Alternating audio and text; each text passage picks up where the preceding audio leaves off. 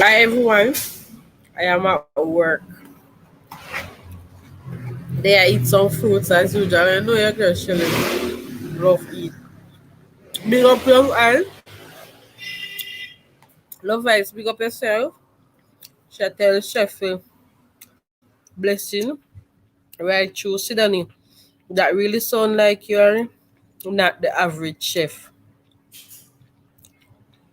for at Marlon. Hi everyone, I am at work.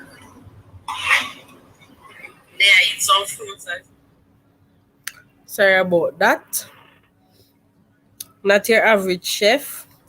They love hey love ice, respect and blessing.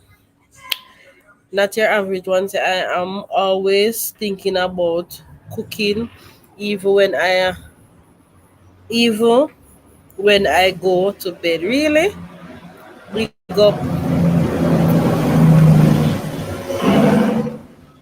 We can't bother for text, so we just come on. People, I be a nice hotel, so that's why I never want to go. We just want our silent life, but feel like we come on, big up on yourself.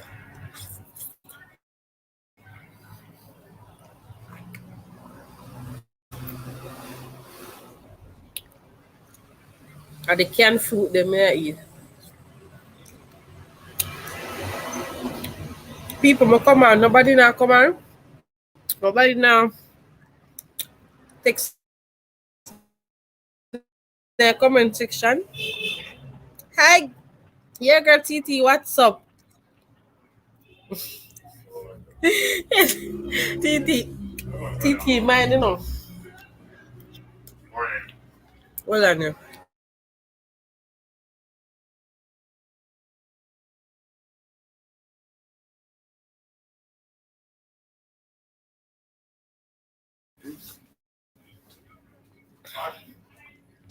Yeah, girl, TT, man, getting in trouble.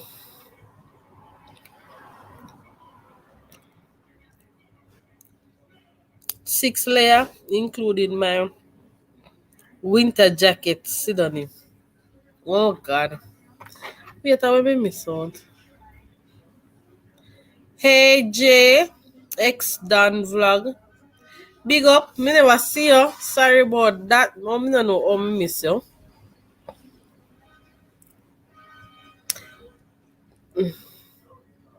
Tara, big up yourself. JX Dan says Sidani. Hi Sidani. JX Dan say bless up Marlon. Tara say Miss Chef, how you doing? Marlon say heal J. Sidani say Marlon, that's cool for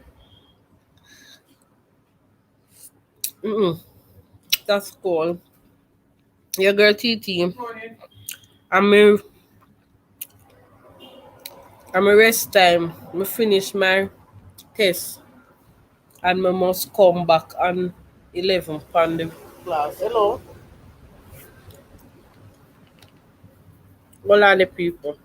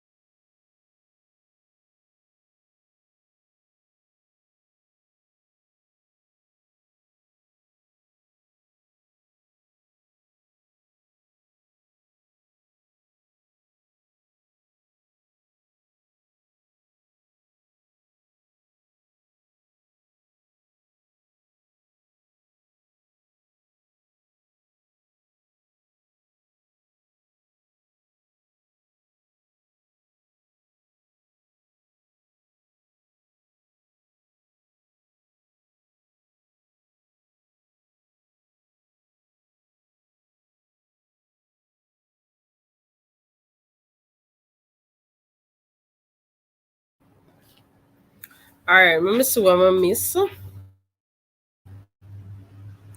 Marlon said Tara J blogs repeat. Respect. Sorry. Tyra said, blessing to everyone in the chat. Cooking with Miss Bronze is still here.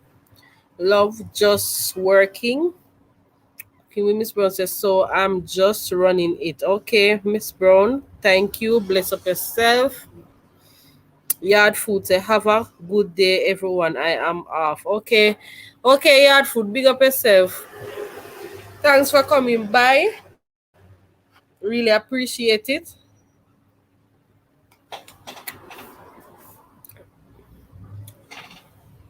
People, my back hurt me.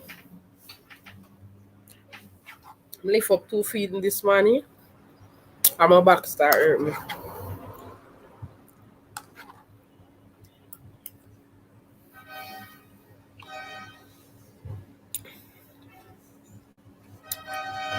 Mm-mm.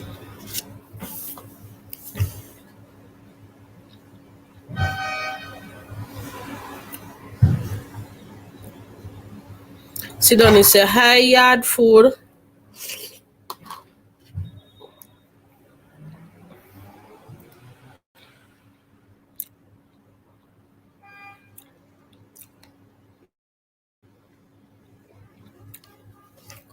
My life say, I am always perfect in my recipes. I am the first chef to do escovitch, jerk chicken, and pork. What? Even now, I don't see anyone try it yet. Marlon, you have to teach me how to do it. Teach me.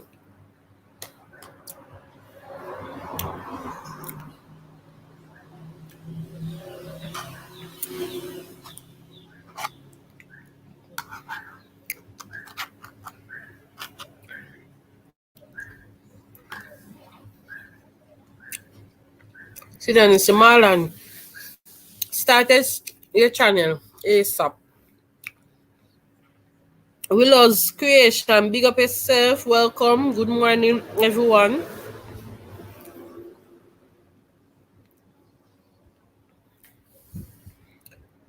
Yard Food say, bless up Sidonie. Sidonie say, good morning, Willow's hon.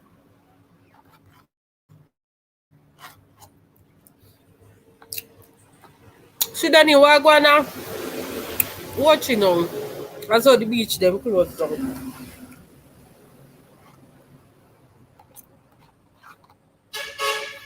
I want to think about the upgraded curfew, which are the same time, but I mean,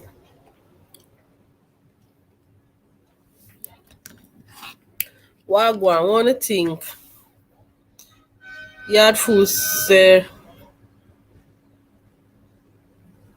bless up Sidonie. Sidonie say, good morning.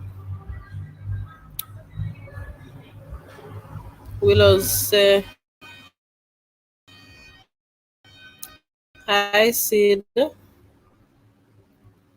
Marlon say, hey Willow's Creation. Hey, I yesterday me dey on Beauty Catherine live, and I saw me say, not your average chef is Marlon. I feel away because I never know. I never know. Marlon, I keep it as a secret. Well, me mood a long time. Me don't know. People wanna have to see it because sometimes me not in the mood. Yo, I'm more ask you, but sit down in answer me yet. Sit down in what I watch it. You know answer me yet, you know. We just say,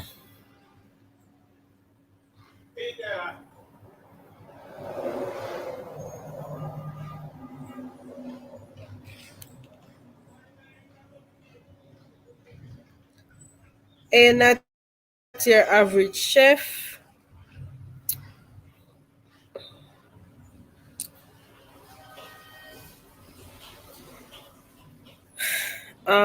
Not your average chef say yard food yell.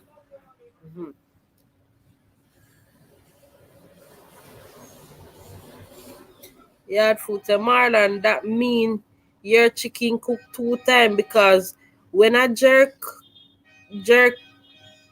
cook, when it excavate cook.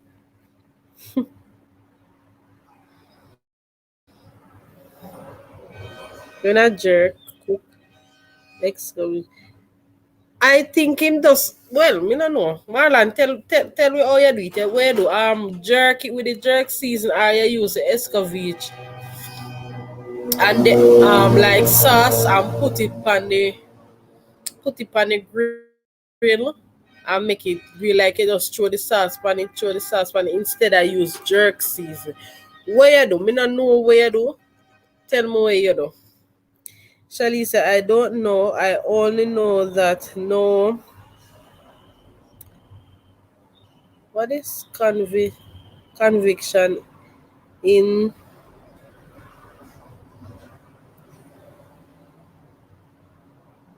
you? Still move reckless.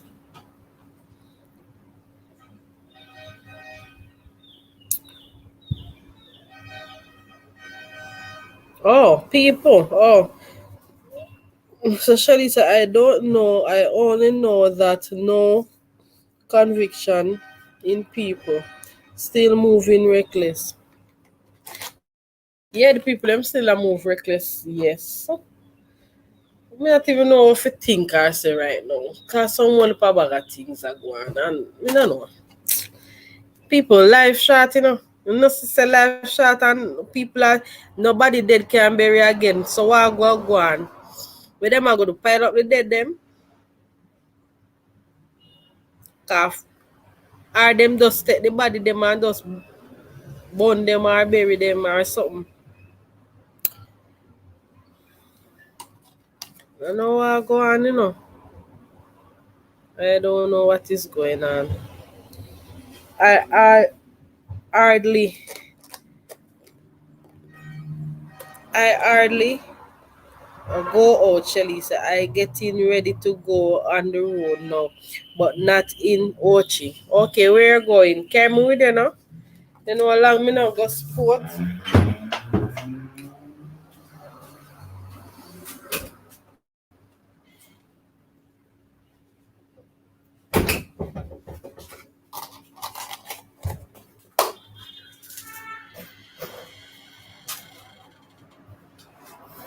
Look like me need to put on my glasses. You know, people.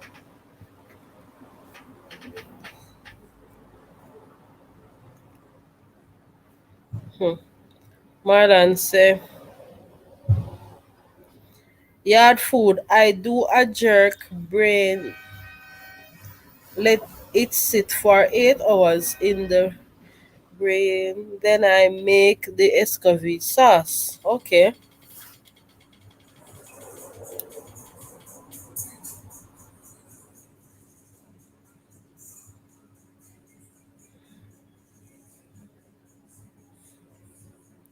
No, sit down. Can I tell you, Shalisa, height of the foolishness going on everywhere. For real. Um, cook in, cook it on the grill to get all that flavor. Okay. I'm going to do some business for my mom. That followed. No sporting round here. Okay. Hey, me feel like say if me deliver watching, me that find one quiet little beach and just go relax where nobody can see me or nothing like that.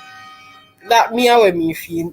But the people that live near the beach don't really appreciate the beach like that. I don't think so. Because to them have it,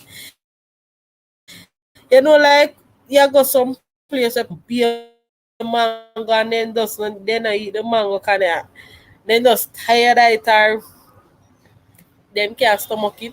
But like for people when I have the thing always like up that I mean.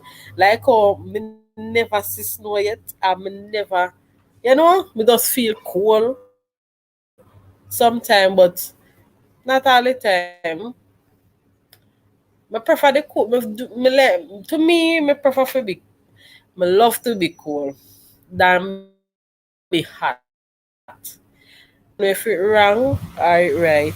No, no.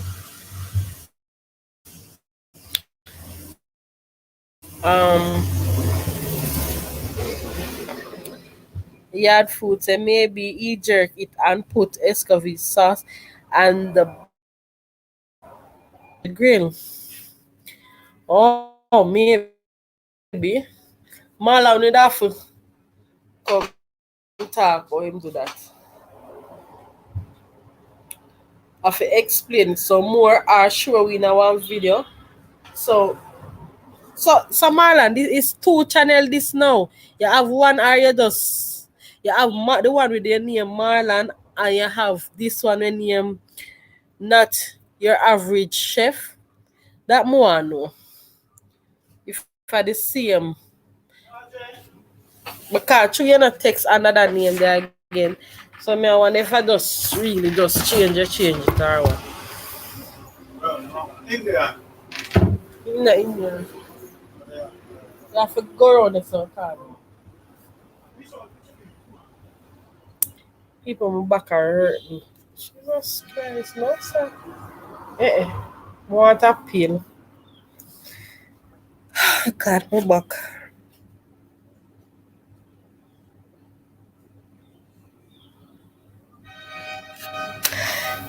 I prefer cold than hot. I get warm but not too cold though. I pre I pee, I pee a lot when I'm too cold. Laugh out loud. So then you have weak bladder. Oh God, my back hurt me people. My back is hurting me. I feel like me that just get my bed and just wrap up. And I want sheet. Till summer feel. I just feel lazy. I feel tired. I don't know. I feel all lonely too. I want my husband.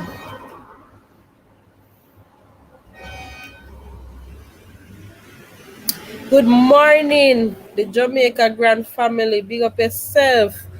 You know, me see a video. You're live. You got demonetized. And I get to watch it out it as soon as I come off my life. I go sit down and just make it play on my laptop. Because yesterday I never carry my laptop. And when I go home, I just feel so tired. I couldn't bother. Bother do not. Me just I'm go on JM family premiere and then I go on Miss Brown one and that was it. Me just feel I don't know. I don't know what to say. What is going on in your neck of the wood, Jamaica Grand Family?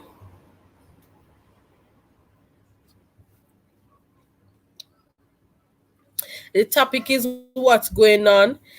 JX Dan Vlog. The topic is what's going on in your neck of the woods. Like what's going on where you live right now. Whether it's Jamaica, which part of Jamaica, Wagwan right there. So in that little corner there, Wagwan. Whereas with the COVID and all of them, something there where I go around. Oh, you see people them might take them a cope. Jamaica Grand Family, welcome. Um, Marlon say welcome everybody. Jamaica Grand Family. Him say welcome. Jamaica Grand Family say yes, we are demonetized. How you deal with that? Wanna do right now? Let me tell you, you see, like them something that it does make me feel. It not give me no hope. I don't know if I were swear. Jamaica Grand say big big up Marlon. Sit down and say Good morning, Jamaica Grand Family. Okay. Marlon say just a name change, same channel. Okay, Marlon. COVID cause high, bad. Oh, COVID case high bad. Yes, it really high. It really high bad. But what you think? What you feel? I think persons are really stressed out at this moment. Them gone through a lot of depression just because of this COVID. Worse, you just have to sit down one place, or if you not sit down one place, you have to have a mask. It's like I feel like some people that even know what to do for them, what to do with themselves. That's what I think. And people, and I think that persons just don't care anymore. Like them just can't deal with it, them just not business no more. That's why the case them I go. That is my thinking, and that's what I don't know. I don't know if me wrong. Jamaica Grand Family say hi, Sidani. Alright, JX Dan say Buenos dias, Raven.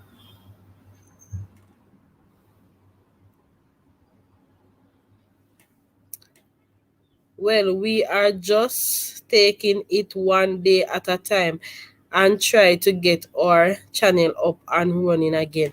So what is the next thing? All right. The mistake that you have made, if you have made any mistake, what are the things that you're gonna change in the next time coming? What you think the best thing you're going to do this time? Jamaica Grand Family. That question go to you. Hey Jay, Terry Boo 7. Hi, big up yourself. Welcome to my channel.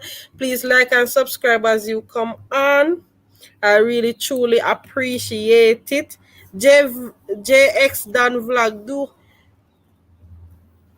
please. I'm not sure if you're at my house already. Terry was the first time I'm seeing you. What's going on in your neck of the woods?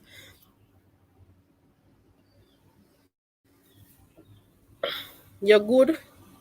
Yeah, man, I'm good. Me there I feel some pain in my back. I feel some terrible pain. I'm not sit down comfortable, matter of fact. But I'm just there. I think sometimes I feel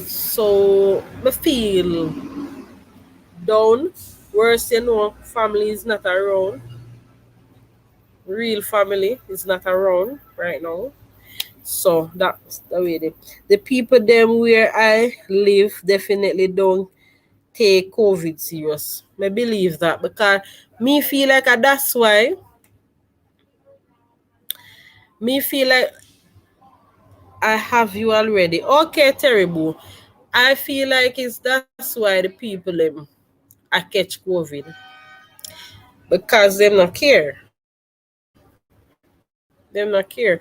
Which would right here, so the people them not care now, but you have a few persons will wear their mask. And me in the business place right there, so I have to wear my mask because you know I catch COVID. I'm more me can't bear that. Me can't afford to be sick right now. Trust me. Oh, you have me already. All right, big up yourself, terrible. All right, so no, Sidani say Raven give, just don't give up, hon. Right, don't give up at all. Um, Jamaica Grand Family say we don't make any mistake. YT is the problem. Okay, so what you think you gonna do the next time around? That more I know. And yeah, what the next thing? Terrible say Osh. All right, thank you.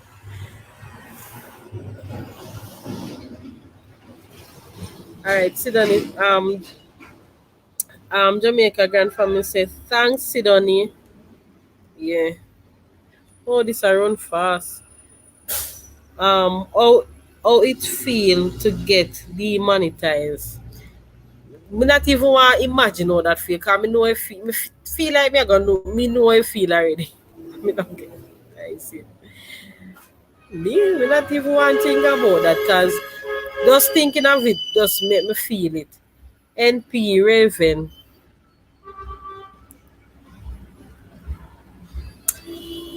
G and K, the Francis family, big up yourself. Welcome, welcome, welcome, welcome, welcome.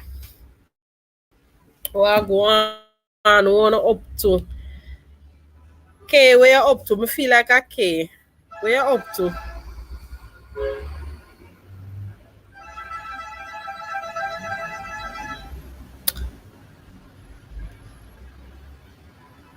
Wait there. Let me read this. Sorry. I got you. Okay, okay, okay. We're gonna check. We're gonna check and find out. I think I should. I think I should. I think I should. Um, People are too selfish, and that's the reason why they behave so careless. True. That's true. Here they are, open restaurant to full capacity. What? Gyms, stadium to 40% capacity. It's going to get bad again. Me believe that, Marlon, because it's like me don't know what to think or say. I don't know what to think or say about that right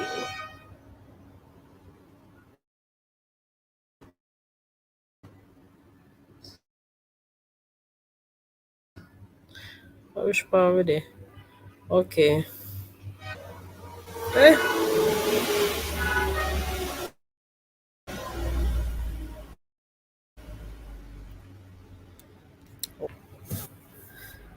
oh my back. Me read them, eh? Oh God.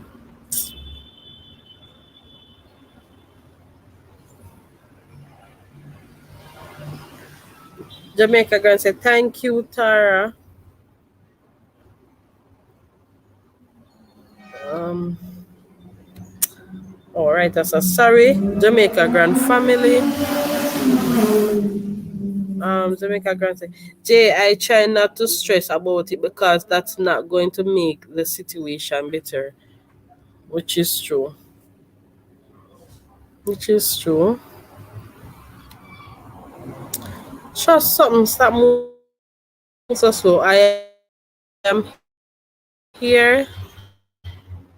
Gia, thank you. Okay. Jamaica Grand Family, your channel will bounce back better and bigger and better. Yeah. And you have to take King and Share and use it and mark. But I remember one time King and Share them did have a little problem and them lose them channel. And you see how them bounce right back up. Yo, my face said, no man. Eh, eh.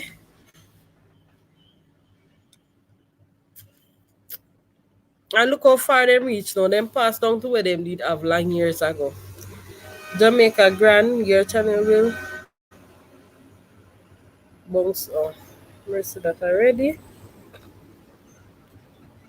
Sidonie said, that's no pleasant feeling. You working hard and reach your goals and bam, I I that and that happened. Can I tell you?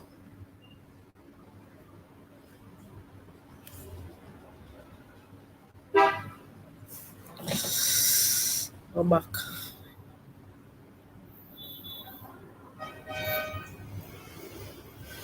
Let me reach.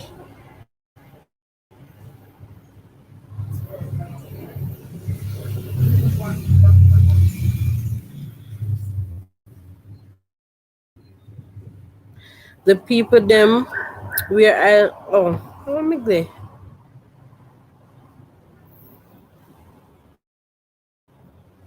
Oh, the people them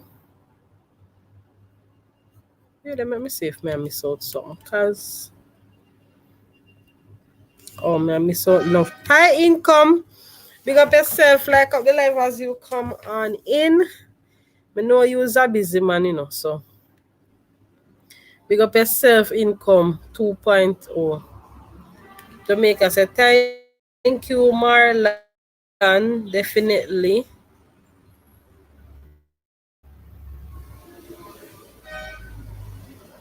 Body on here ever catch you yet? Just wondering. My husband had it full blown. Ah, Jesus. You and him living in the same house and own work it out. And is he okay now, Tara? He was not he was not spared anything.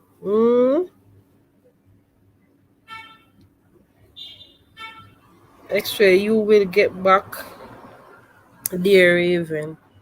Real.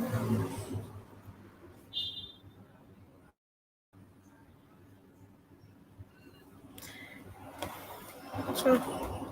It was so bad to the point where the doctor gave up on him. What? Oh my God. Jamaica Grant said the people them where I live, I don't know what is social distance. They keep party every day. Wait, I said.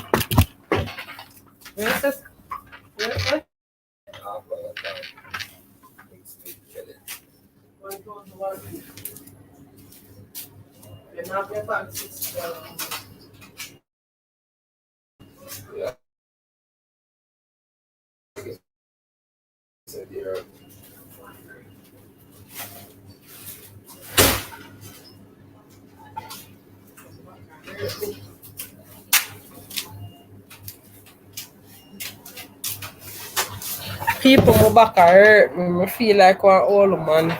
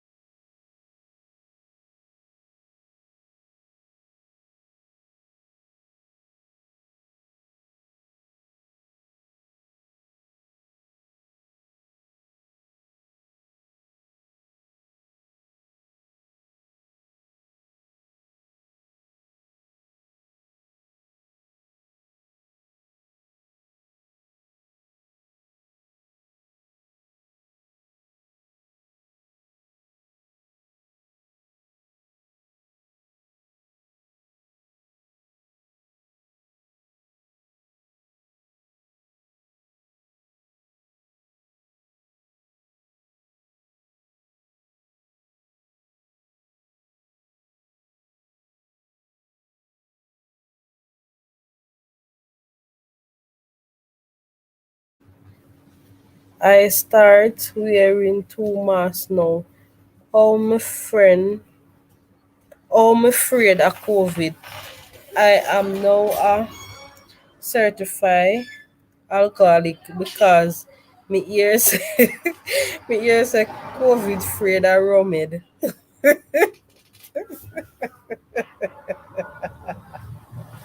No sir. My God.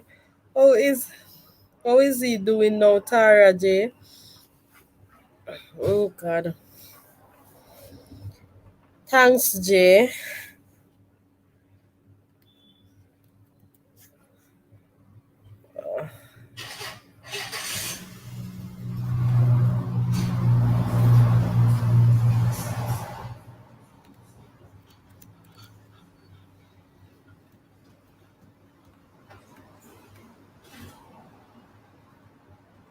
Okay. The doctor called me in and gave me 30 minutes to tell him goodbye. What? Laugh out loud, Marlon. Jamaica Grand Family say laugh out loud, Marlon. Um, wow, sorry to hear that. Yeah, really sorry to hear that. No, sir. Can you imagine what going in your mind, Tara, when that happened? More know what going in your mind when the doctor tell you that. More would I like to hear your experience and all of that. I refuse to believe that it was the end. Good, good. Welcome, Raven. JX Dancer, welcome. Um, Jamaica Grant say, pray, Tara. J, prayer can move mountain. E was hospitalized for a while. Okay. You're lucky you never catch it do a Tara. Wow, Tara. Why you really lucky say you never catch it because I wanna that deal with it.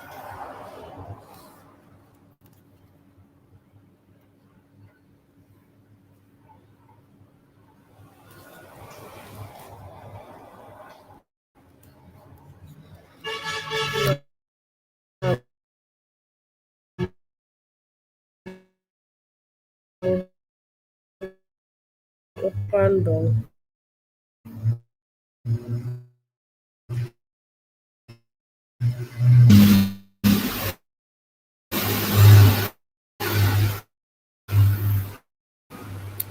Sorry about the internet. God is awesome. Nothing beat prayer. Amen. I watched him on video call pass out and I couldn't even do anything to help. Oh God.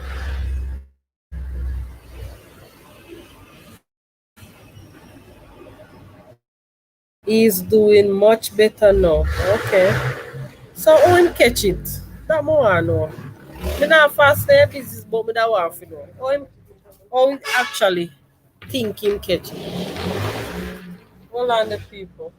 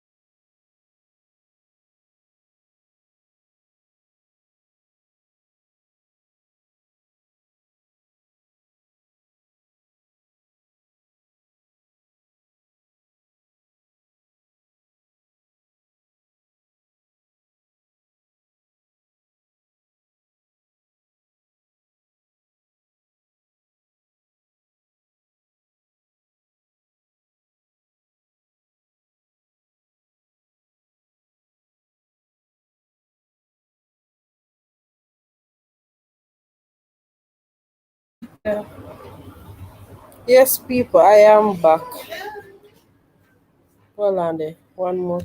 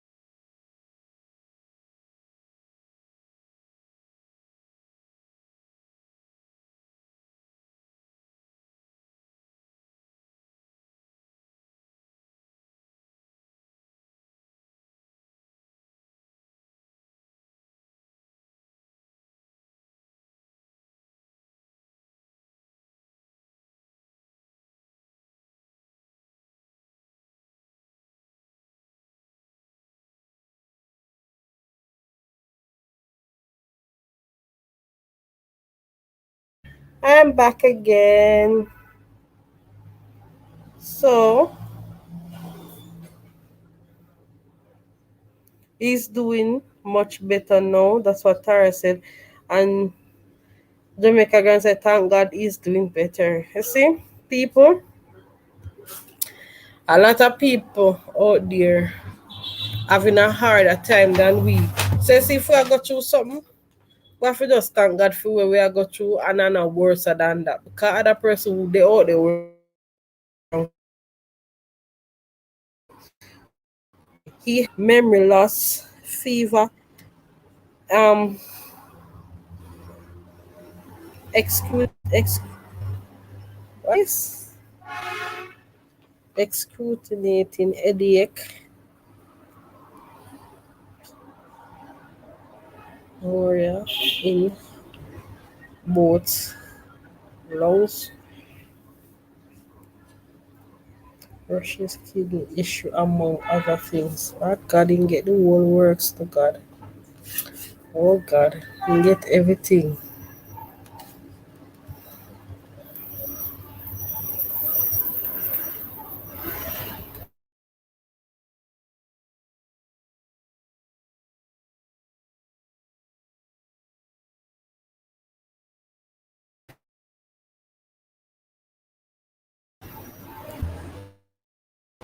Sarah,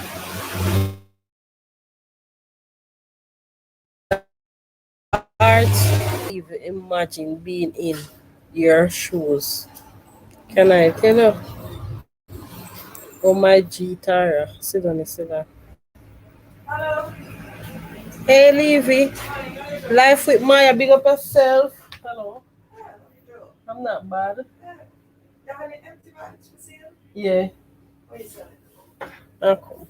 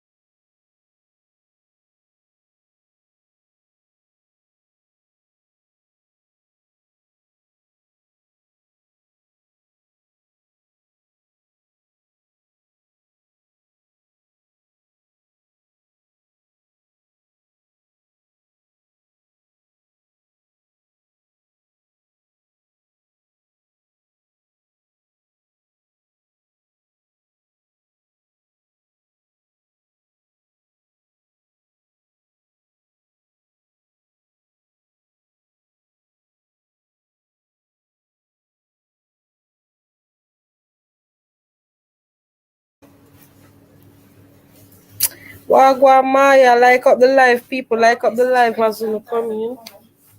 Like up the live.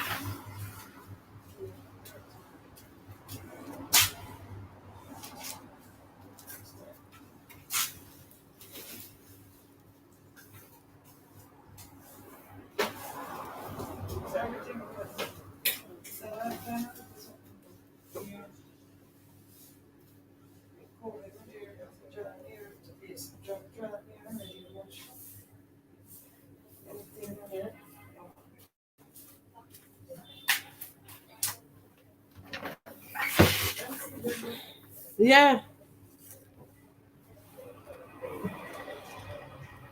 So Wagwan Maya.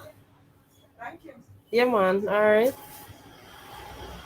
Big up yourself, Maya. Yes, Sidney, a lot of prayer went up for him. That's great. And him come true. That's why I know say God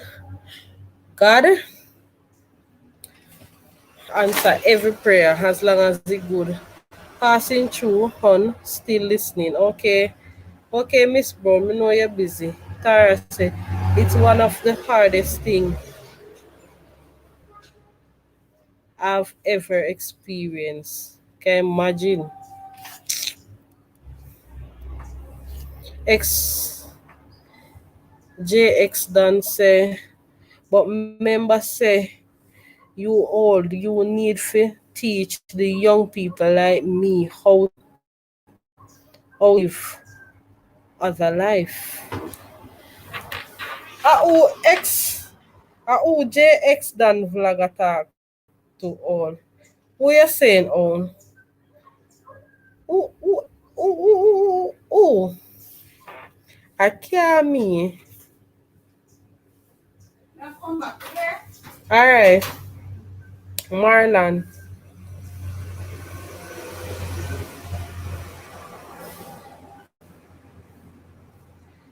I'm willing to tell if it help people to understand. No man, you need to talk about it. Just so the people who catch COVID already and go through them experience, I think should educate people. Into the vaccine though, by the way, nobody wait too long for talk your story about that. Cause me don't like to know. At the same time, my stepson was quarantined at home with the COVID too. Oh, the backside. And who did there? You have to take care of him. I know God is very good. Of course. Sorry to hear, Tara. Why me can't manage it? Right now it make me feel sick. Me feel it.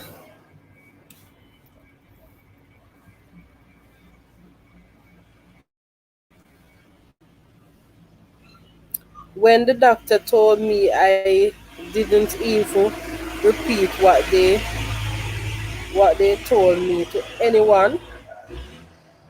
Oh God. Tara, you need to tell us regardless because your experience is first and it's so true. Tara, you need to talk to man. I just pray and said, God, this is bigger than me. Do what you have to do because I can't. The fight is yours, God. Amen. Tara said, I'm sharing. Yeah. Yeah, me happy to hear them something. Yeah. More hear what people go through. More know, more hear answer like how Tara tell we and me can imagine it. Yeah. If someone wants me to share my experience, otherwise I'm willing to. Tara, right now, would I want put up on screen and make you talk about it. Trust me, that's all me feel. Me that want share my link that's you can come on. Is it possible you would want to do that?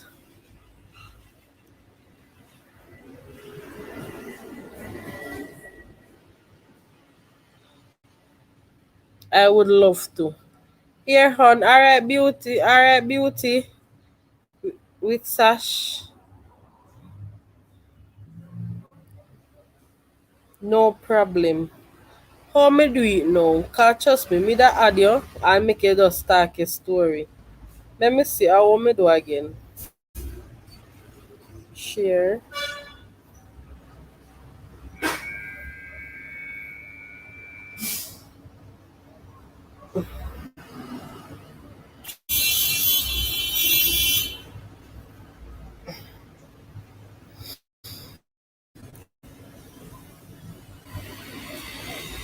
What you do again? Lord Jesus. You have to see with me, you know. Invite.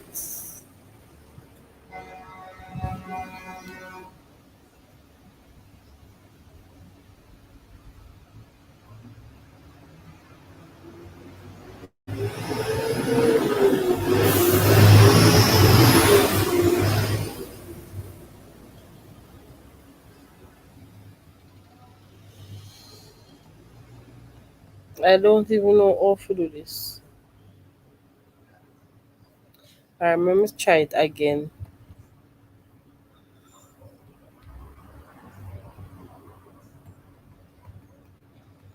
Alright.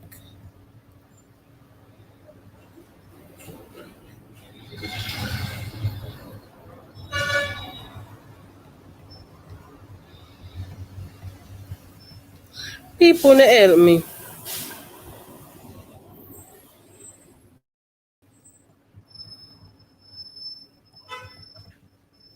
Wanna help me with that something here. Somebody help me and tell me what to do. I am trying. I'm trying to add her.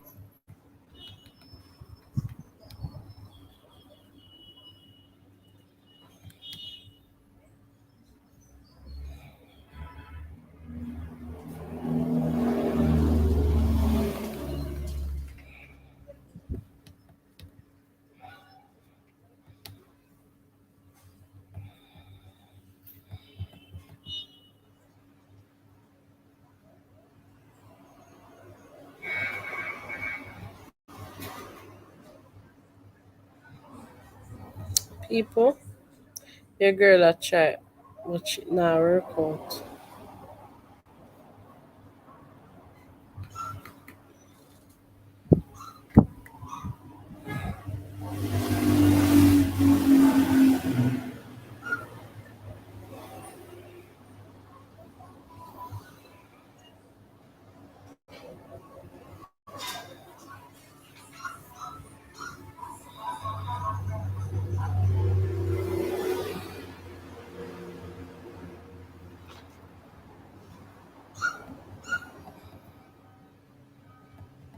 People, you know, me try this already. I don't know how it now come.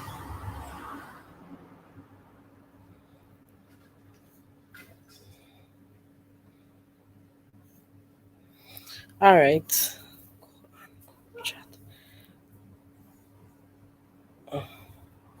Oh, go on group chat. How you do that? Listen to me. What is group chat? Copy the link in bar on and paste it in the chat. May I try do that? Oh, let me try again. Let me try again. Let me try again. All right, let me try again. Copy.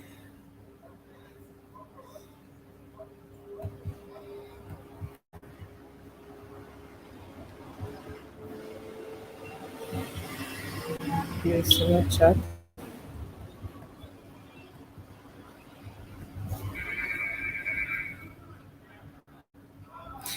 Me now get the option for paste Miss Brown. Me no know why.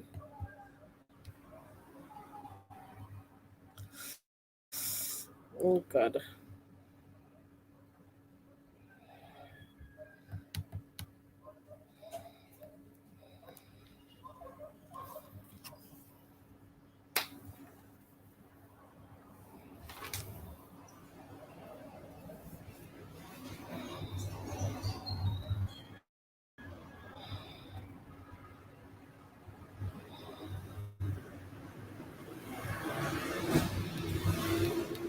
Somebody help me.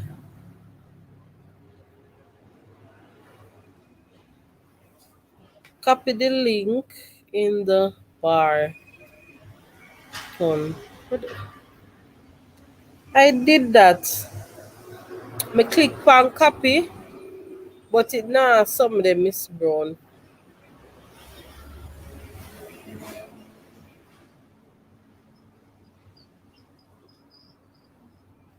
Me do that Miss Brown and that me go pan. See the HPP stream. Me I click on it and down at bottom it say copy to clipboard.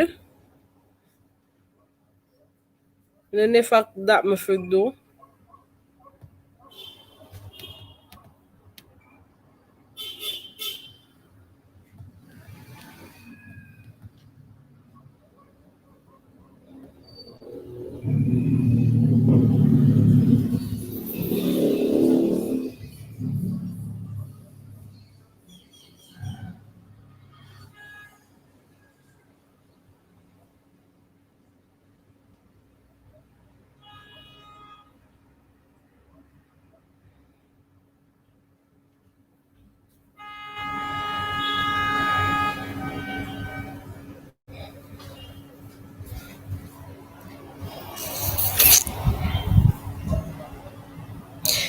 I'm using a Chromebook. So I not even know if that's why.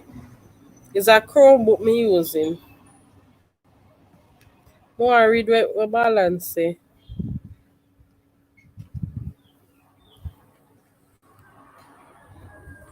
Oh.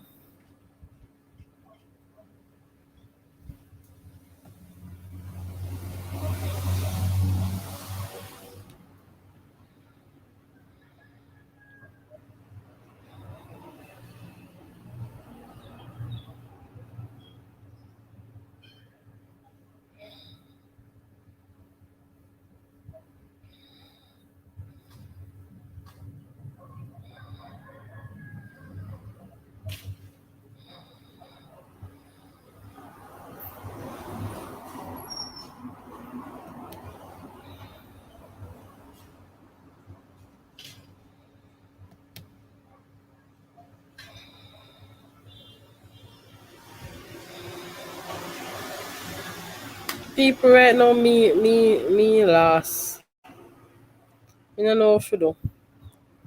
Alright. Marlon said when Becca mom had COVID and we weren't allowed to visit her. That was when I know COVID was no joke. And that was like March last year. Wow. We're in a March now.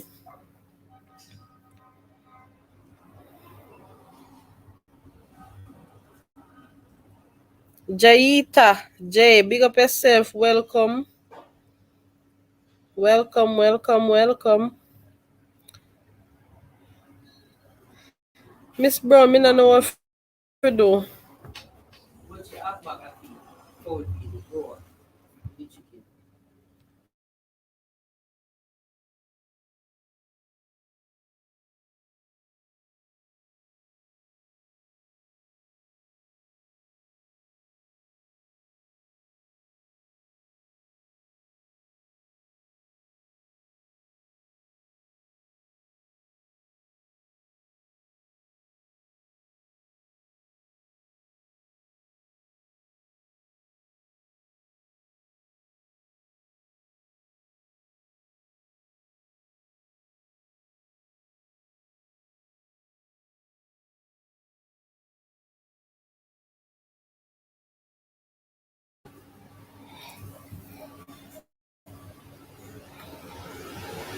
Miss Brown, where you like for me for?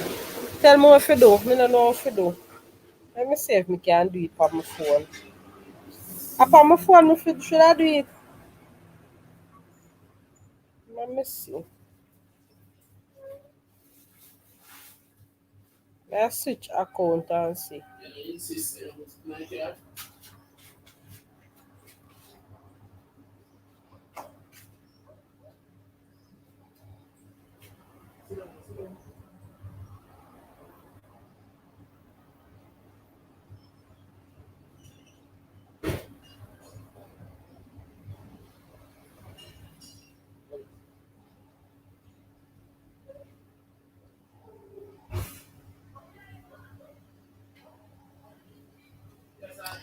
Ruana and Shelly, hi, big up yourself. Welcome.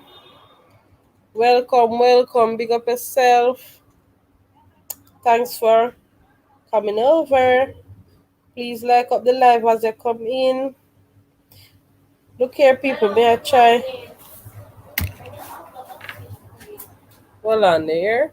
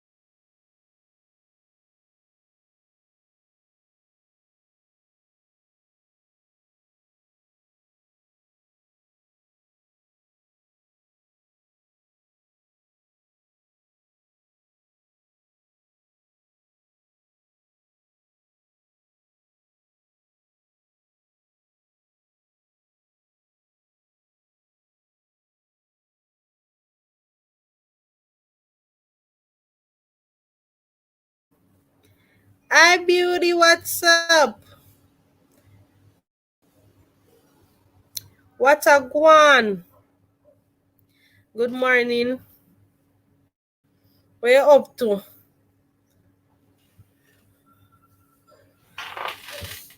But they have to pain beauty. My back hurt me.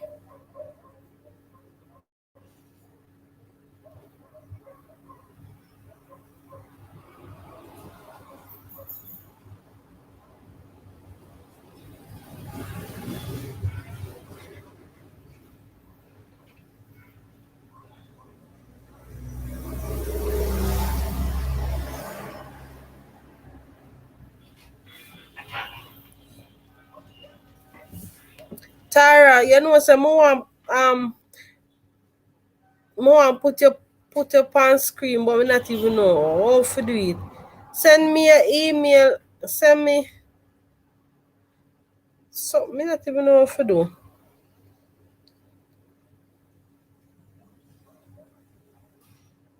Not laughing at you. Yes, just copy on the phone. Oh Jesus.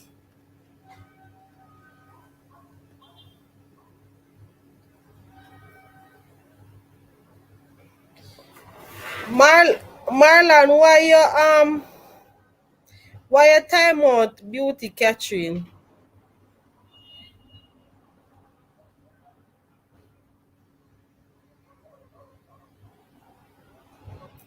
Marlon, why you time out beauty Catherine? Me not understand. 300 seconds? Why you put her upon timeout?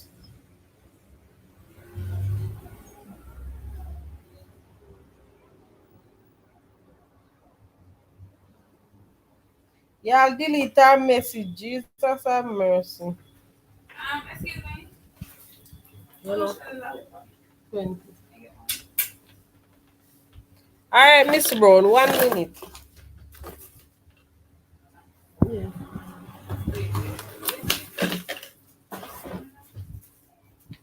Hold on, Miss Brown.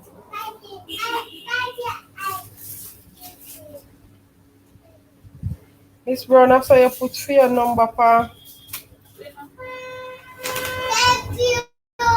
You're welcome.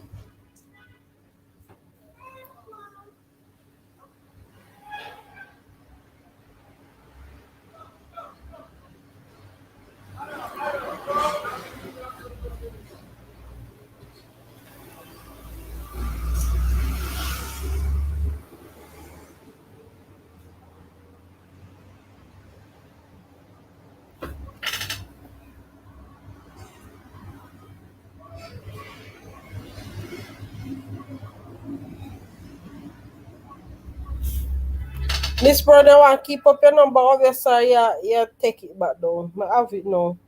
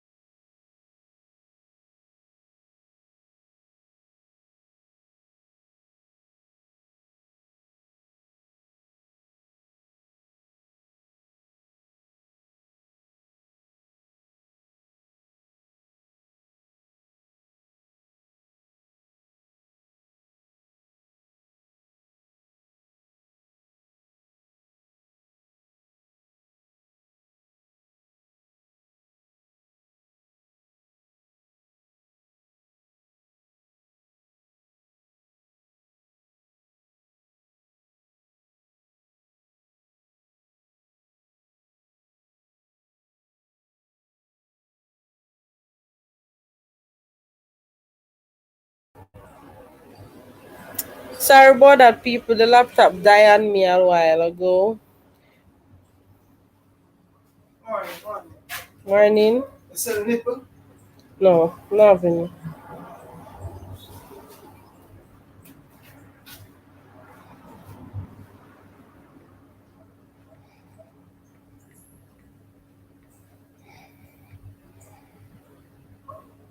Miss Brown, you on WhatsApp? Cause me can't find you. This has a no result.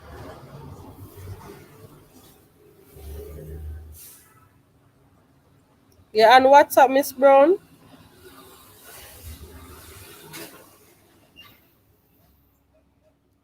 I can't find you. Is this a WhatsApp number? Answer me, Miss Brown.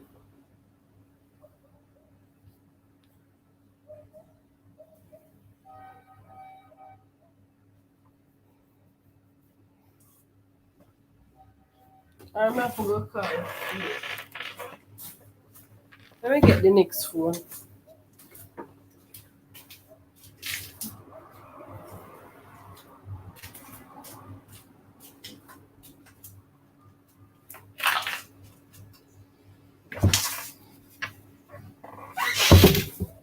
Oh God.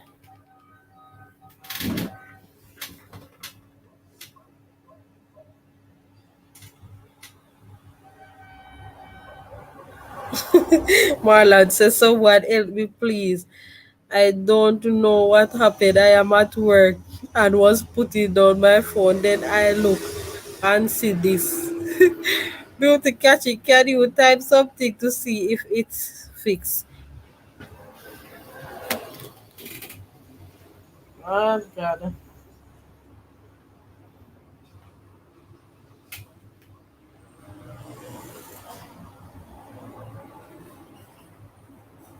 Let me see what happened in here. Miss Brown,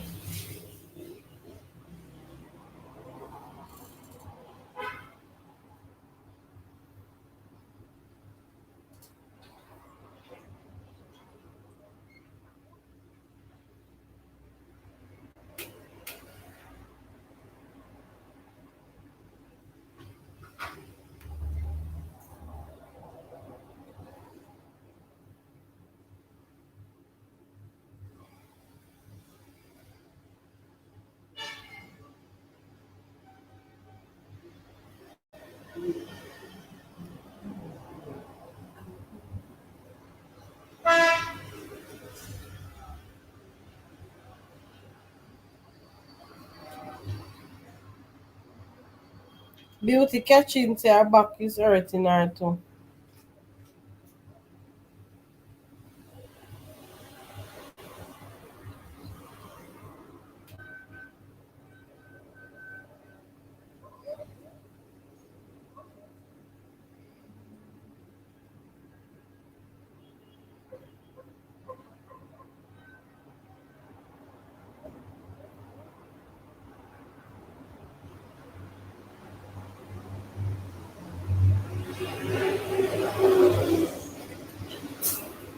Beauty type, beauty catching type in it. No, let me see if you go if it come up back.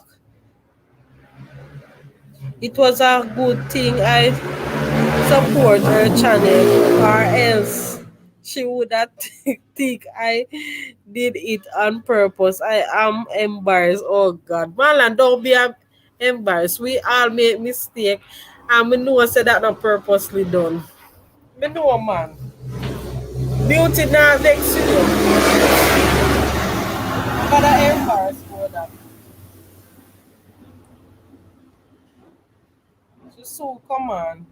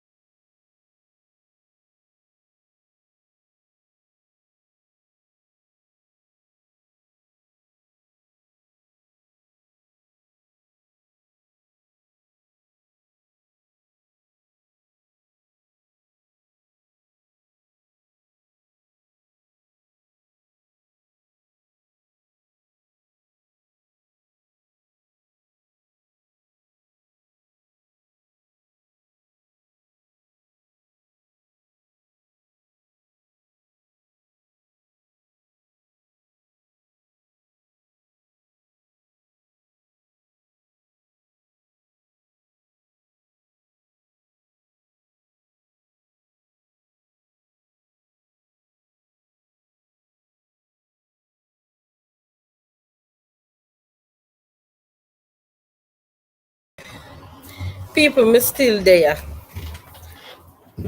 Tara, are you still here? Marlon, are you still here? May I try if bring up Tara up so she can talk a little story because me think want listen to her. I want sit down and listen to everything when she has say. Want hear her talk. That more.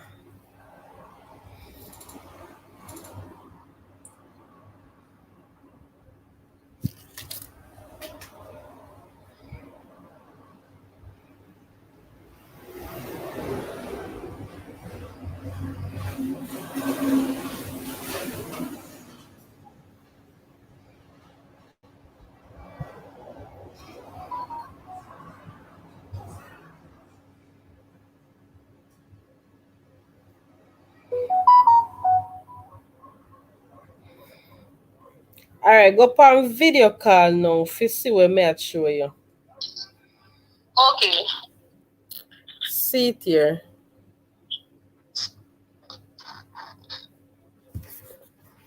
Up here say something for go? Yeah, copy that day.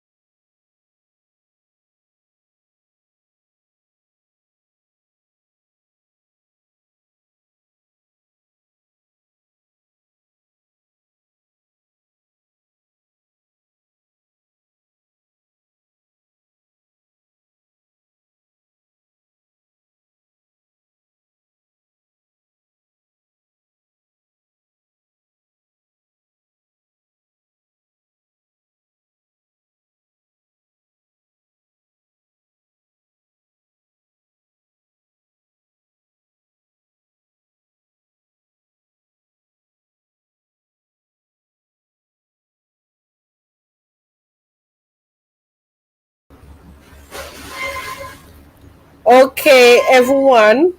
So I dropped the link. Tara, I dropped the link for you. You can come on now and you can start talking, okay? You can just click on the link and I will invite you in. Tara, are you here? I see two persons in the chat, Lord Jesus. Not let me say me. I miss Bone. Alwena. Everybody.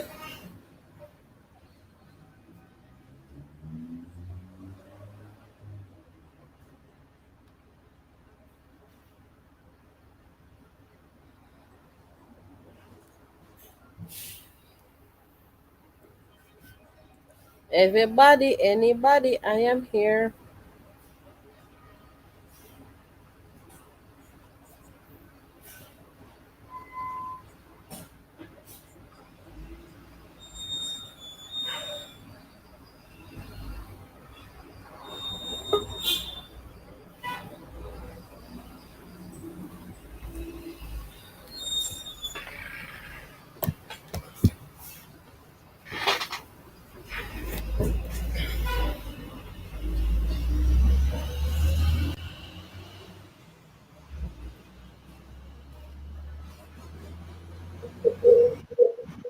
Hi, Tara. Welcome. Hello, how are you? I'm not bad. Okay. I got a little nice because you know my me can lock off my background and make it talk still. Like mute my background so that it don't disturb you when you're talking, okay? Okay. So everyone, Tara is here. Can call other person. I was one. I was. Hello, how are you? Turn on your Okay. turn on your. Like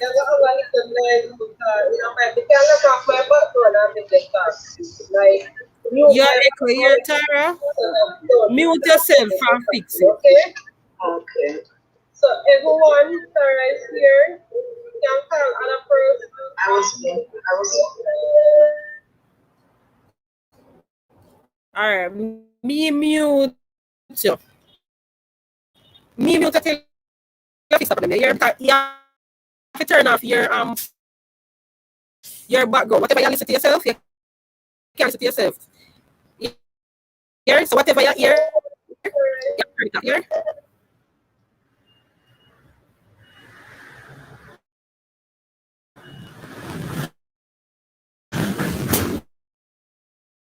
Now get to some more people. Come on, man. Invite some persons on it that can listen to you. Listen to what you have to say. Oh, wow.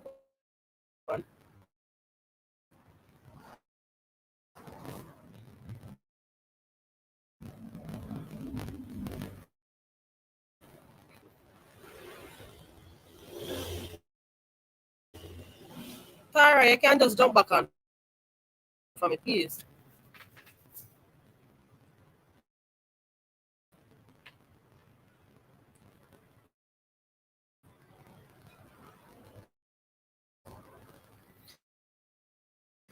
Everyone, Tara's gonna talk about her experience having her close family, husband, her husband having COVID-19, and she's gonna talk about her experience. Come on, come on, come back on there. Click back on there. So, Tara, or Melanie here. Tara, click on back there.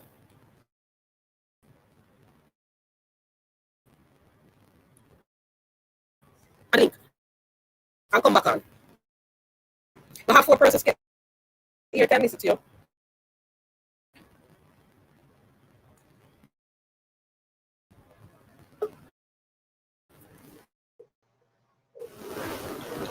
All right. You're hearing me now?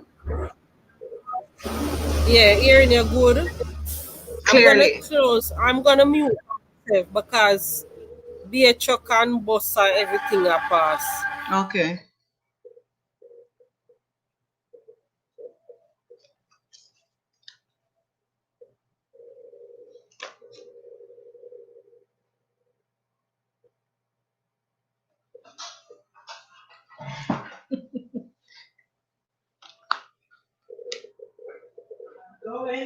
Okay.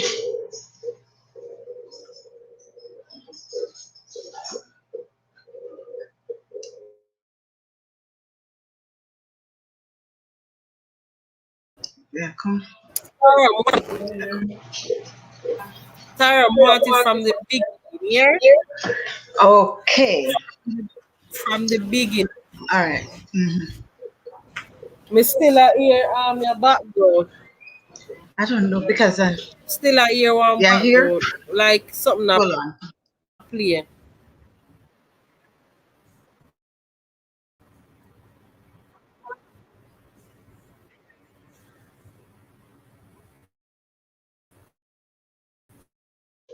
You're still hearing? No, me not hear it again. Okay. I think I had more than one tabs open and I just clicked out, so it should be good. All right, you say from top. All right, just let me allow her to go through.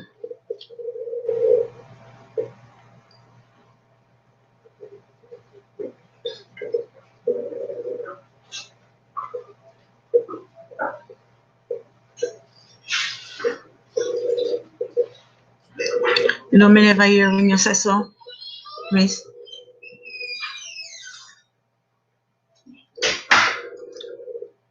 So you can hear me clearly.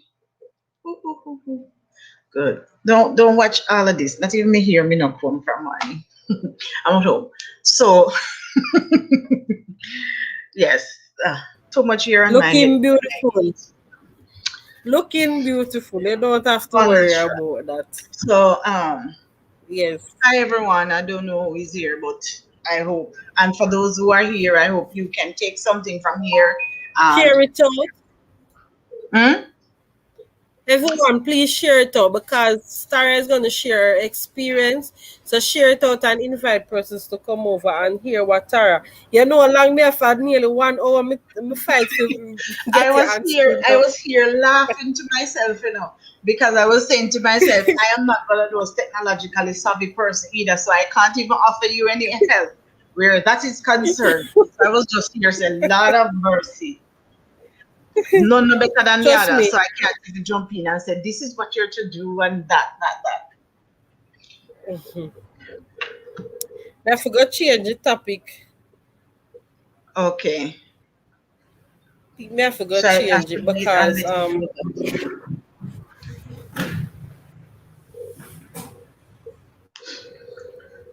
invite person. Oh, Jay's here.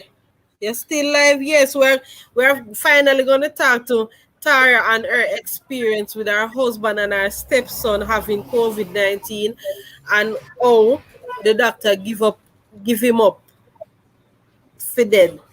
Just put it away there. I mean it hard,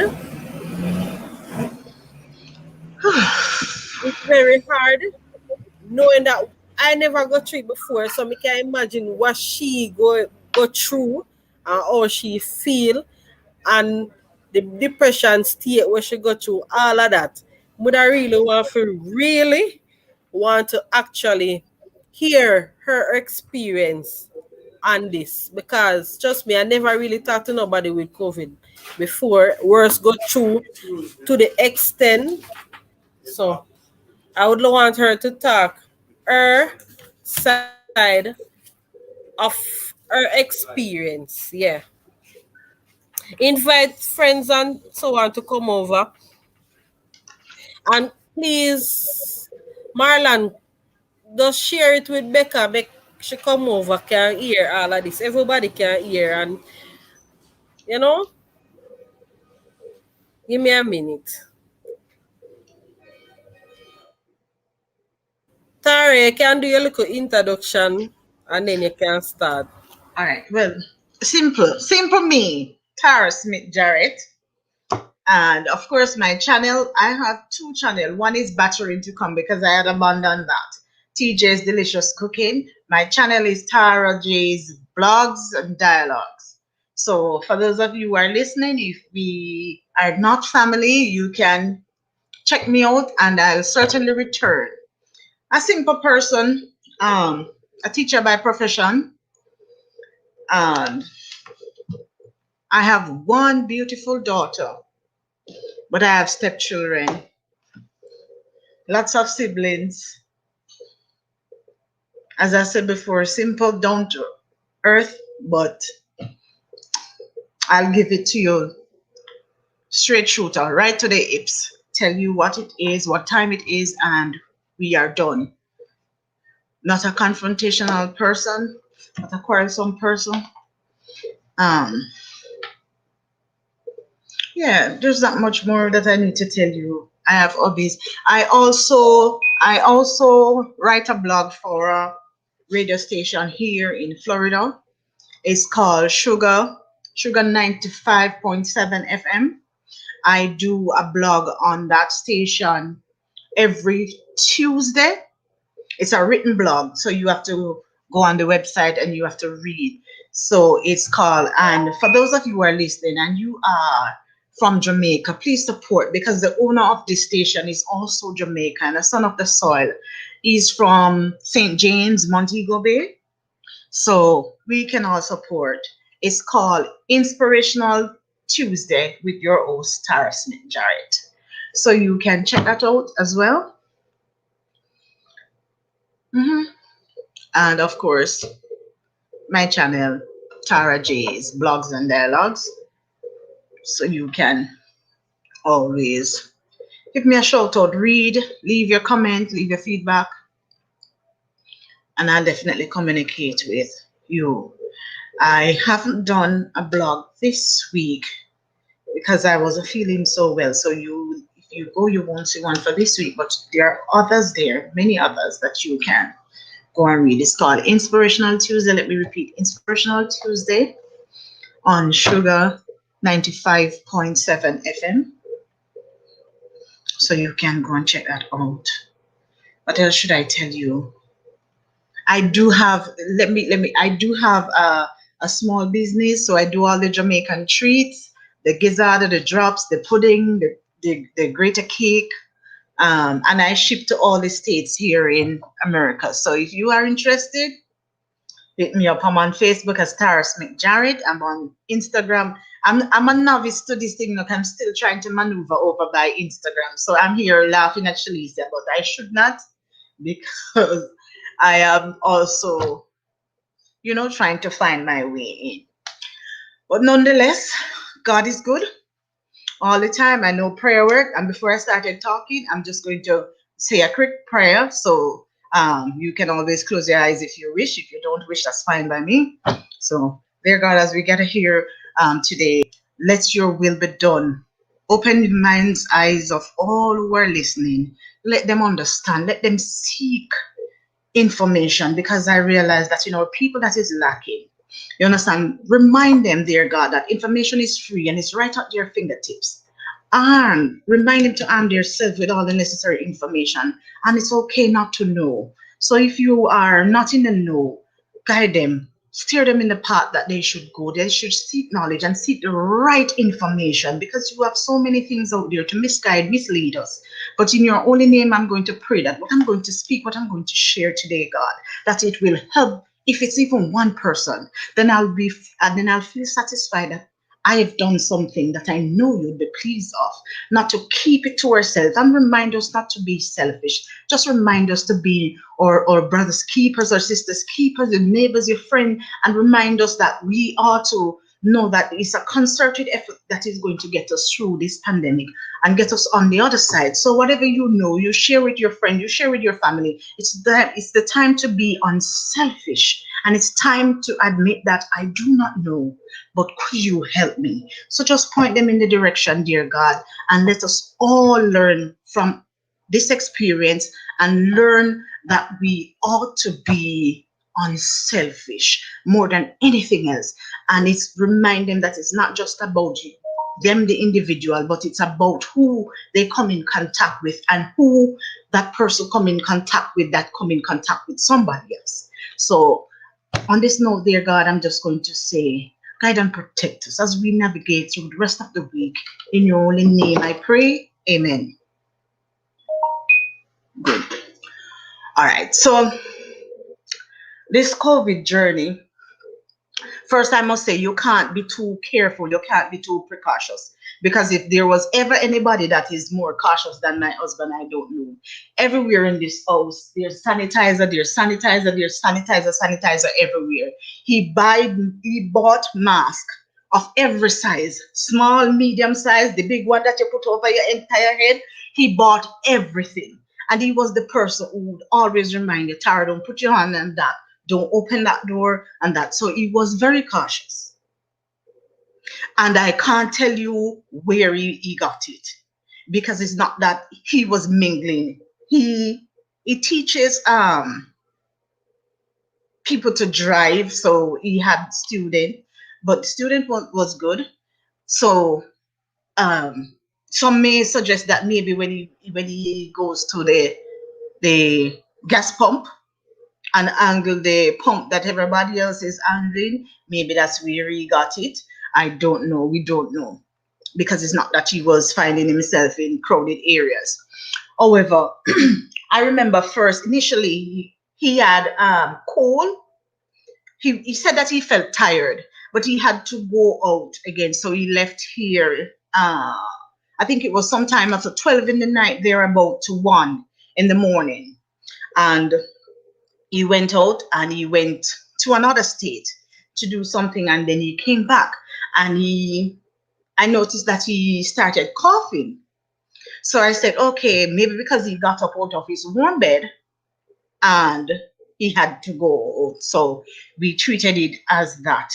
I was here, and in the night that he got a fever so high, because when I noticed that something, I started giving it, because before that I do things at home. So the garlic, the ginger, I made that mixture with the garlic, the ginger, the onion, what else?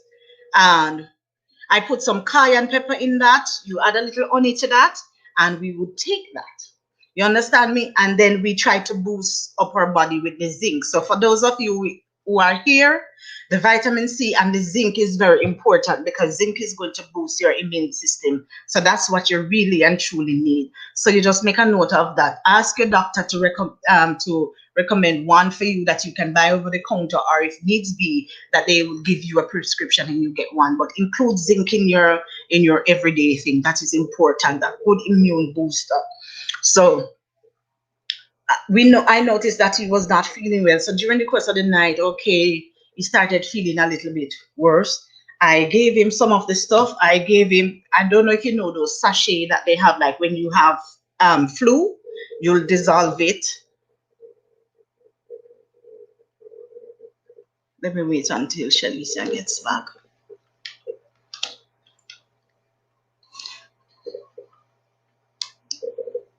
This little light of mine. Oh, sorry. Forgot that they're listening to me. I'm not a singer.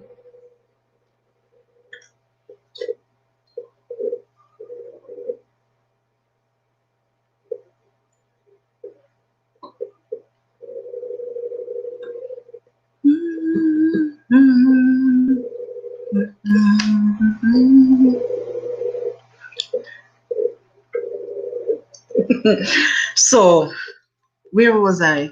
So I noticed that he was getting a little bit more. So I gave him the sachet, the one that you dissolve in the warm water and you take when you have flu. I don't remember the name of it now, but I gave him, and then he started feeling a little better. So I said yes. And then the next day, the fever went so high until I have to be moving from where he was, because I felt as if my skin was burning just being beside him.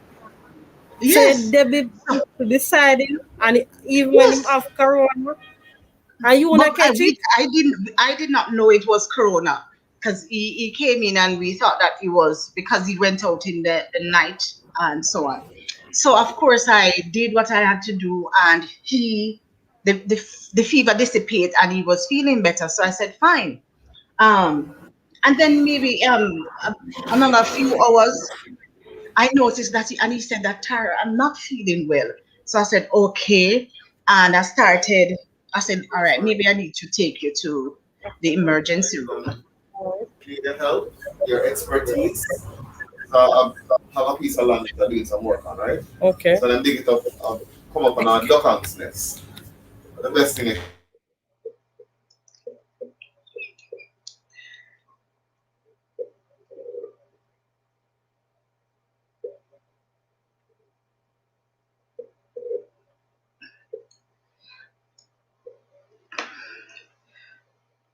Cooking with Miss Brown. Amen to prayer at work every time. Let me read the comments. Let me tell you something. If ever in my life that I was not certain that prayer works, I can attest to that.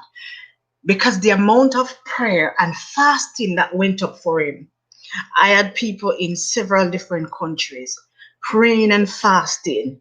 And even at that time, they still did not know how serious he was.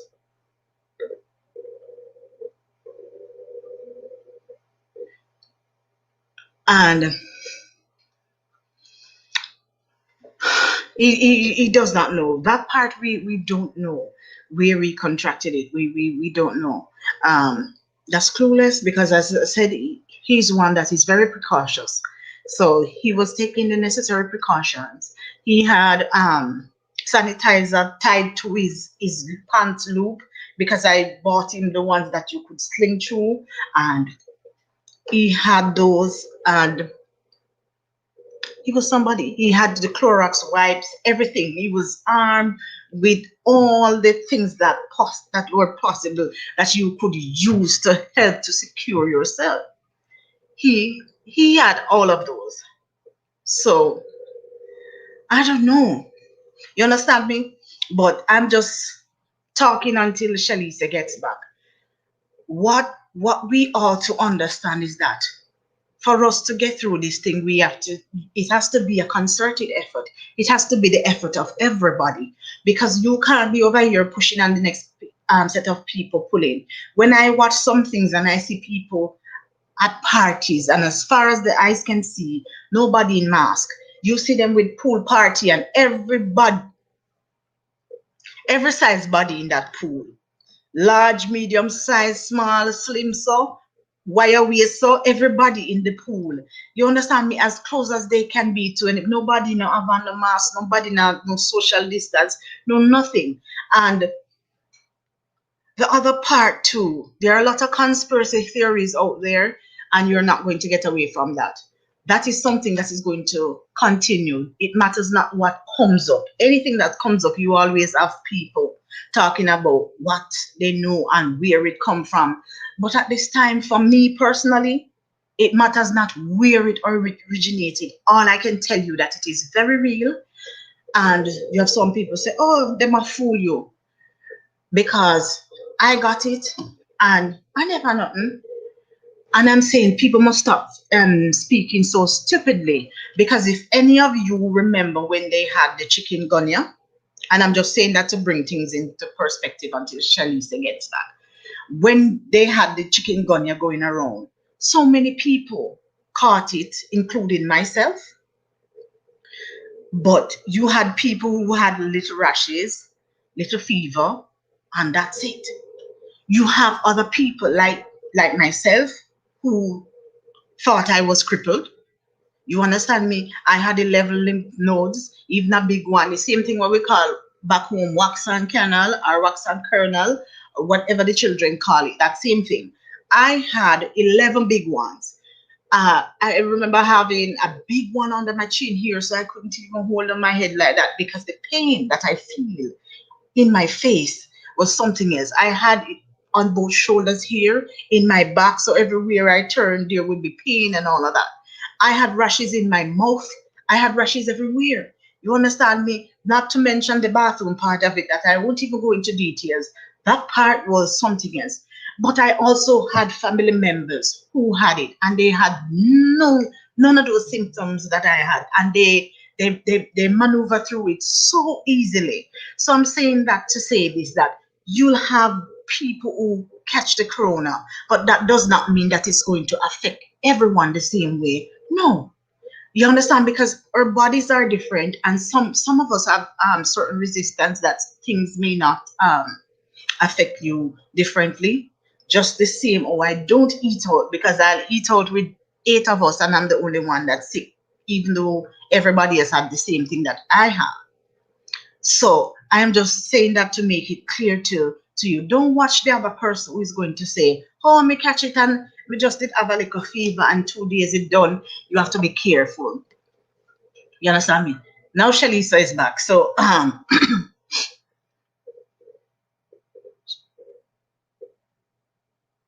there's somebody saying gas oil is the best thing for the duck and nest. You hear that, Shalisa? So you can tell your um customer or the person who is seeking your advice, gas oil is the best thing for the duck and nest. Good.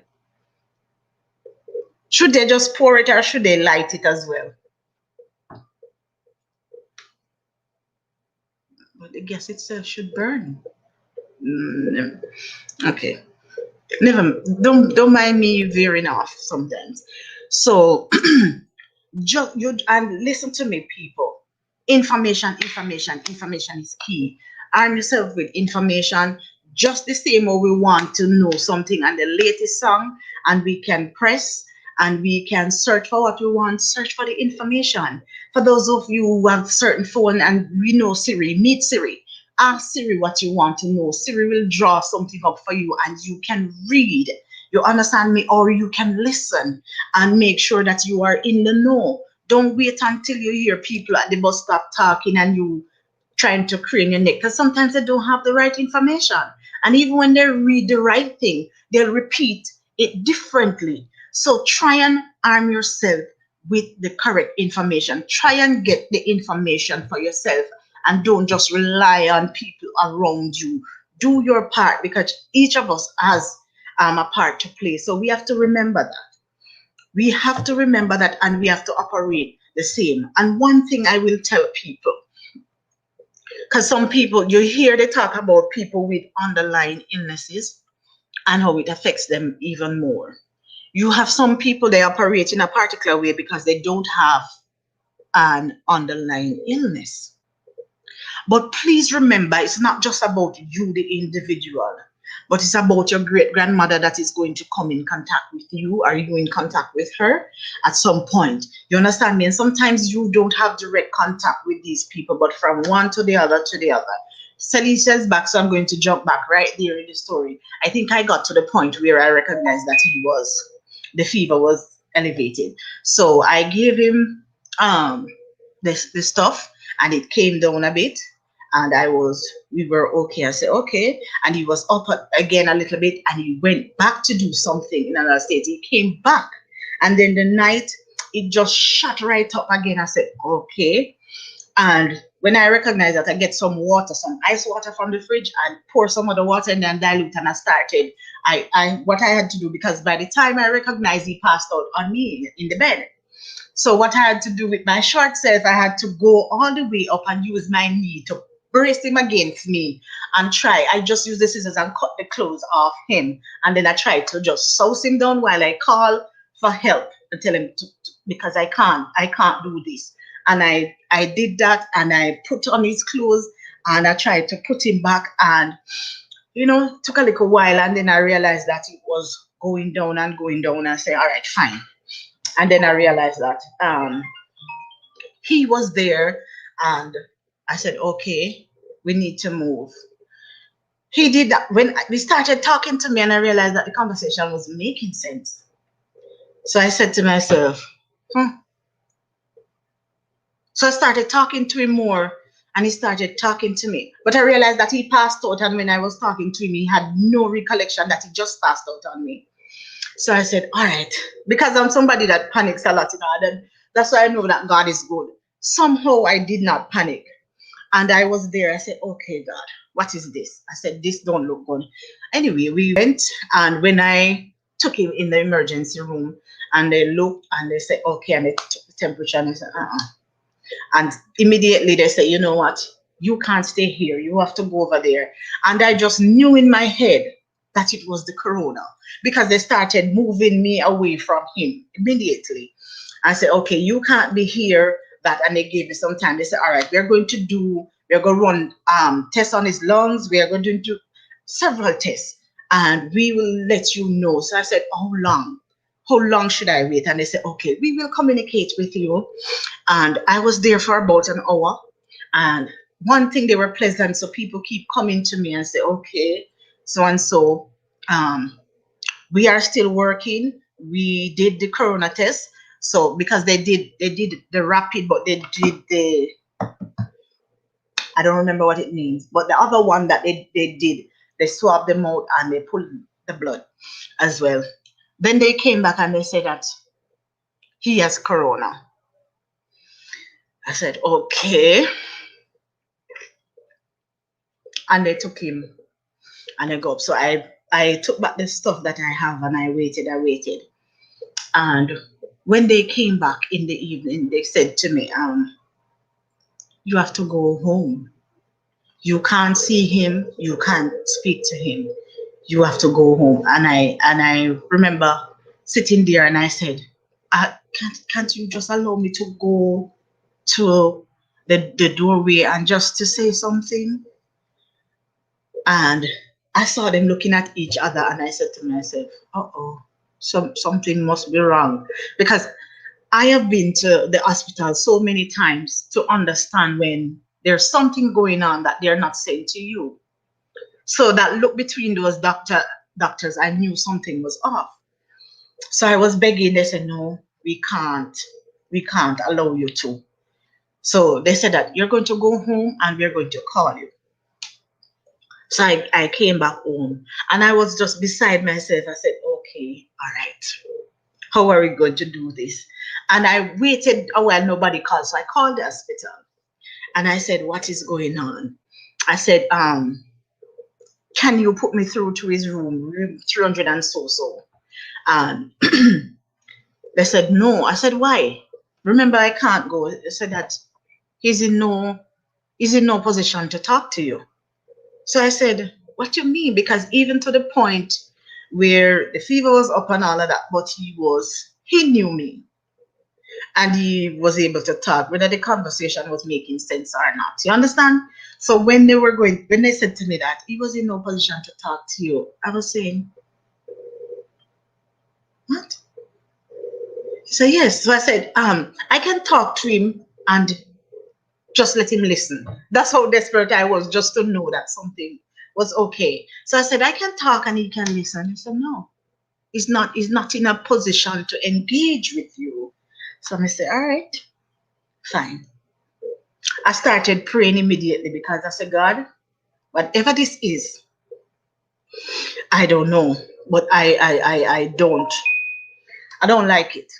I come and I sat and I called the children. I said, listen, this is what is happening. Your father is in the hospital and whatever. My stepson said that his shoulder is hurting him and whatever. I said to myself, oh gosh, if he has corona, he was all up in my chest. I was there taking care of him. I need to get myself checked. Because prior to going to the hospital, he passed out twice on me. The first time it came back so quickly. And I said, okay, fine. So I said to myself, okay, so we all need to the three of us that are here, we need to get tested.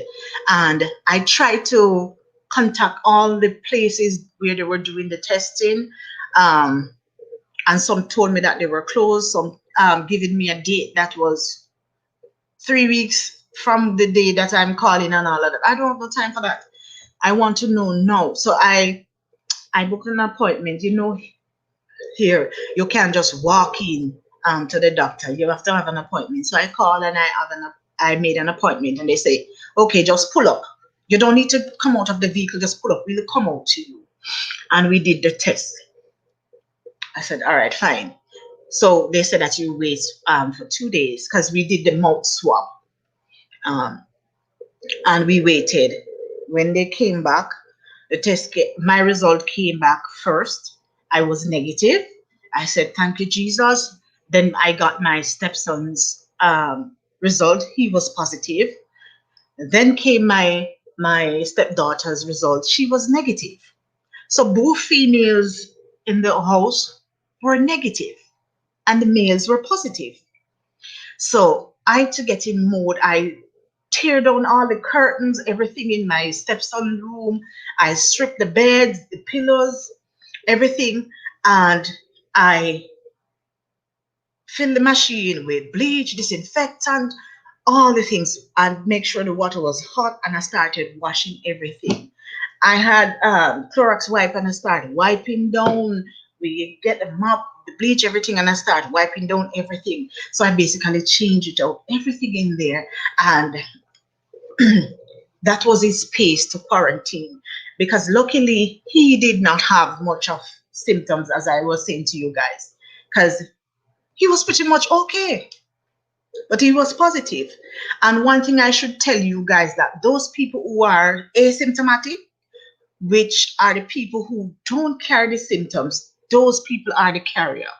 Those people are the spreader. Those are the people who spread it. So I had to quarantine him off, but I had to be looking after him as well. All right, back to my husband. So I'm going to jump from one to the other. He was there, and I remember when I called, the phone cut off and they called me back. And the doctor said to me, "Mrs. Jarrett, this is not looking good. This is not looking good." I said, "What is not looking good?" They said, "We did the x-rays for his lung and it's not looking good." And I was a bit irritated, to be honest with you, because by now you're telling me not looking good. So I said to the doctor, said, "Doc, I have on this pants and I don't think the pants really look good. What you mean when you say it don't look good? Explain to me."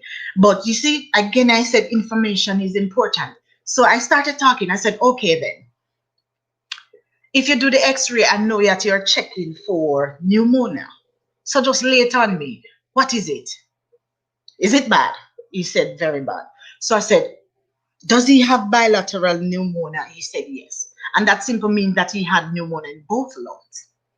So I said to the next girl, I said to her, because you had a male and a female who were back and forth. I said to her at that time, I said, "Is it bad? Since we are talking about both lungs, is it bad?" She said, "Yes." So I said, "How bad?" She said, "A lot of fluid." So I said, "Okay, I am aware that you have fluid gathered in the lungs. So are we talking about just fluid, or are we talking about fluid and mucus?" She said, "Mucus." And I know that's the danger part. The mucus is the dangerous part of it, because it clogs up everything. So when she said that, I said, "Holy, you know what?" And I said, all right.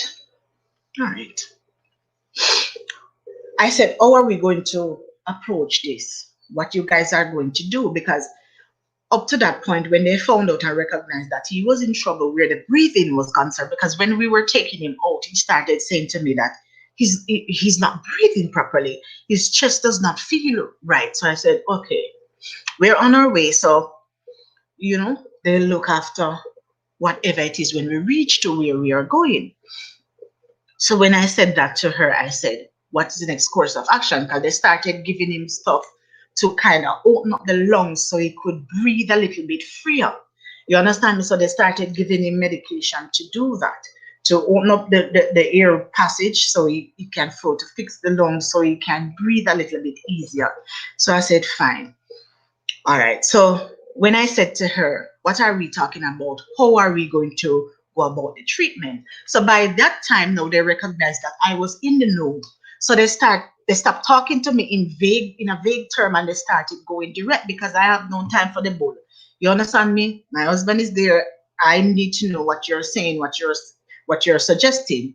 So by that time I had researched and I read about the medication remdesivir and the blood plasma. The blood plasma is what you get from previous infected victims who now has antibodies in the blood. So I asked, they said that they were going to start him on the remdesivir, that same medication, not the one that Master Trump was telling you to drink with the disinfectant, but that is what they had given Mr. Trump when it is said that he had corona. So they were testing all of that. So he got that. And we kept on going. I have my YouTube channel, as maybe by now you know, so I go live on Sundays, every Sunday at 8. I came on my live because my friend called and said, Tara, you know, I think you need something to distract you. So if you feel up to it, I think you should do your live and I'll be there to support you. I said, okay, I'm going to take some clothes to the hospital for him and then I'm come back, because I didn't even get to go through the first part. They took it right at the entrance there and I had to turn back. So I said, and I came on my live.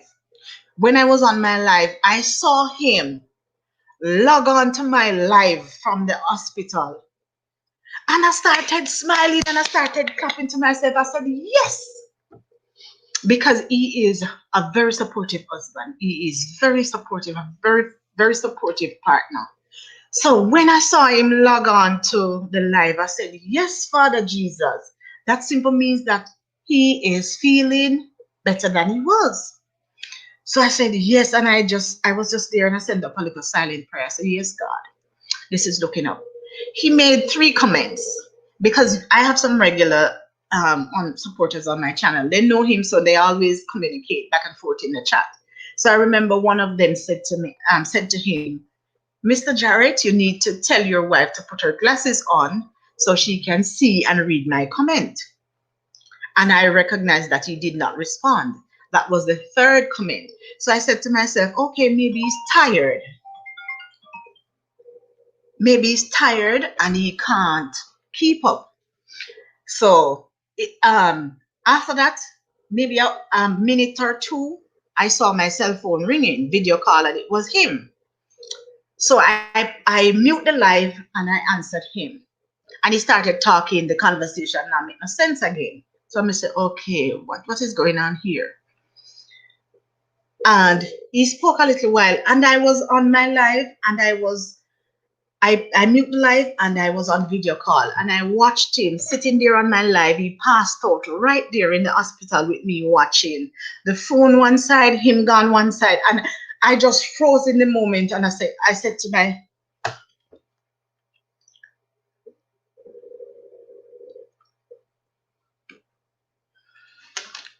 to myself, God, what is this? And shortly I saw, because the phone fell, but the phone turned sideways, so I could still see. Sorry if I saw. And I saw 3 nurses rushed in the room. And in the next minute, I saw him stringing his nose in his hand everywhere. And I said, all right, I don't know what I am going to do with this, because there's nothing I can do. I gathered myself. They were on the live and they see me hold my head like this and they says, T, you good? You all right? I said, yes. When I see the stringing up and he was lying there, I said, God. I gathered myself and I finished the live. And then I came off and I started bawling. I bawled because I don't know what else to do. And then I tried calling and they put me on hold at the hospital for a long time until it just cut off. And I said, all right. Because you know by now I am unable to sleep. At that time too, my daughter was also in the hospital because she was having my grandson. So I was excited. You know, the baby, she had a beautiful baby boy. He was just perfect. You know, so I was on video call with her. The baby born, she fed the baby. The baby was smiling and everything. The baby died the next day. Yeah, I was on video call with her, and she looked down and she said, "Mom, I don't like how the baby look." And then she said, "I'm sorry." I said, "Call the nurse, call the nurse." And in the next minute, they said to me that the baby stopped breathing.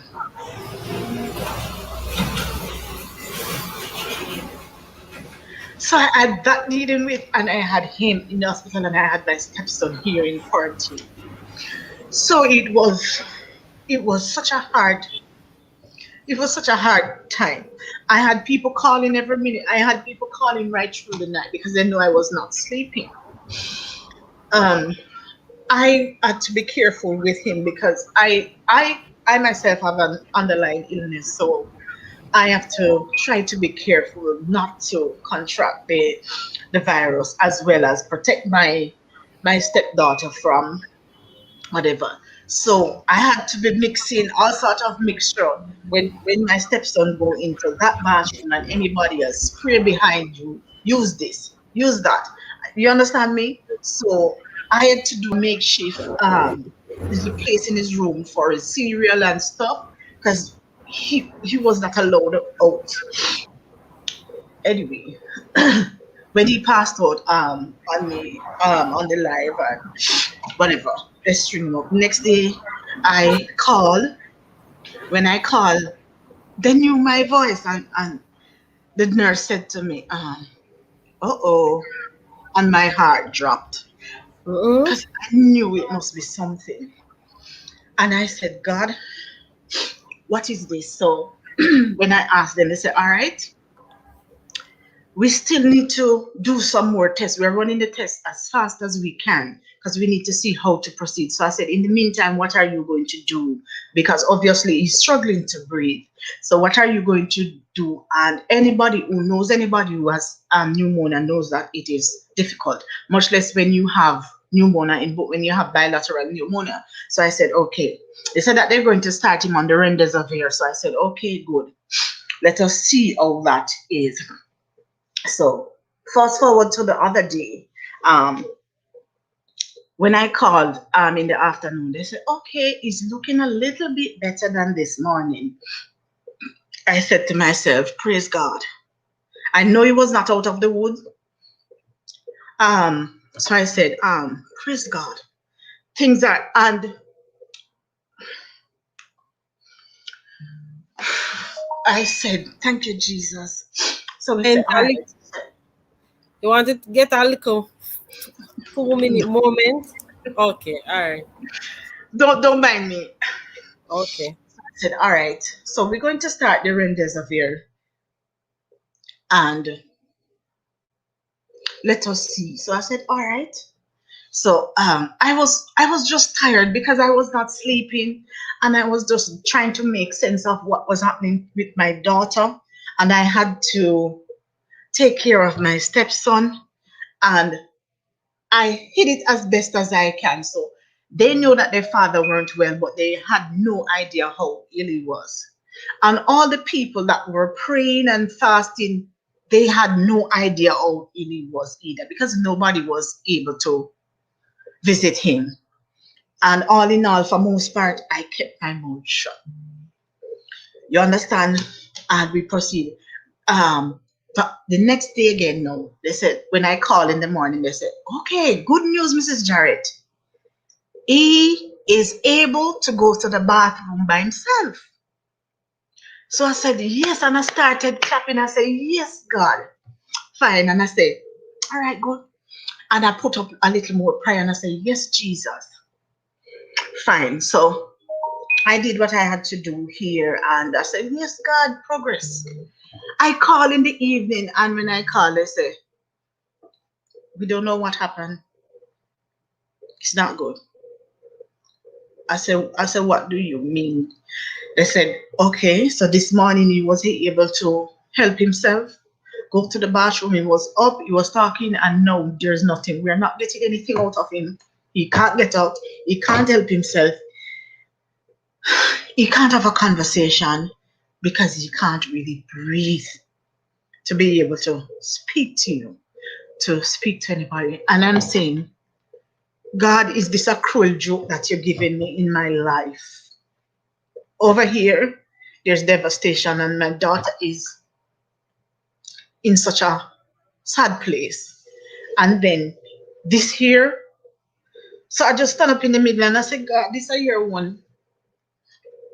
Because right now this is too much for me. I don't know what to do with it. I can't do with it. I don't know how to begin to process it. And I said, all right. I got down on my knee and I started praying too. Because I said, all right.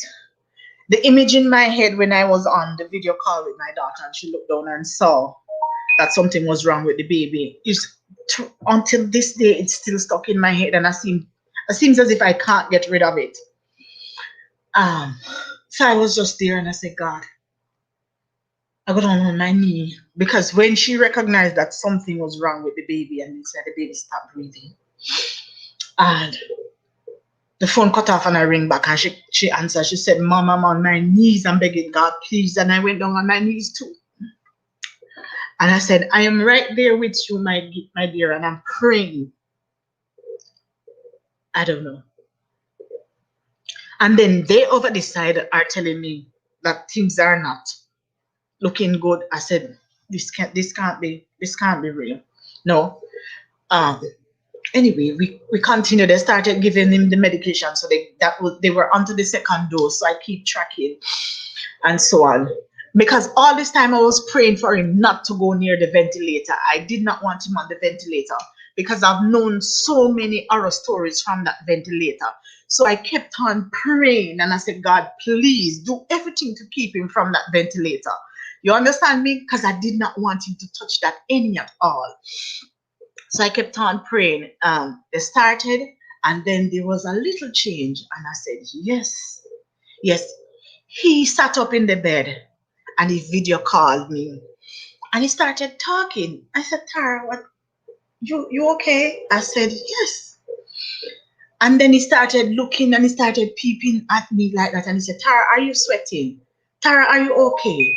So he was there, but he was still worried about me, even in the States. And he was worried because he kept on, and I had to be wiping my forehead and my face and hold up my hand to the camera and saying to him, I'm not sweating. I'm good. I'm okay. What I need you to do is concentrate on yourself, concentrate on getting better. God got me.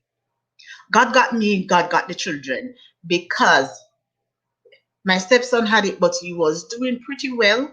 So he wasn't in the pain and anything like that. So I said, what I want you to do is concentrate on yourself.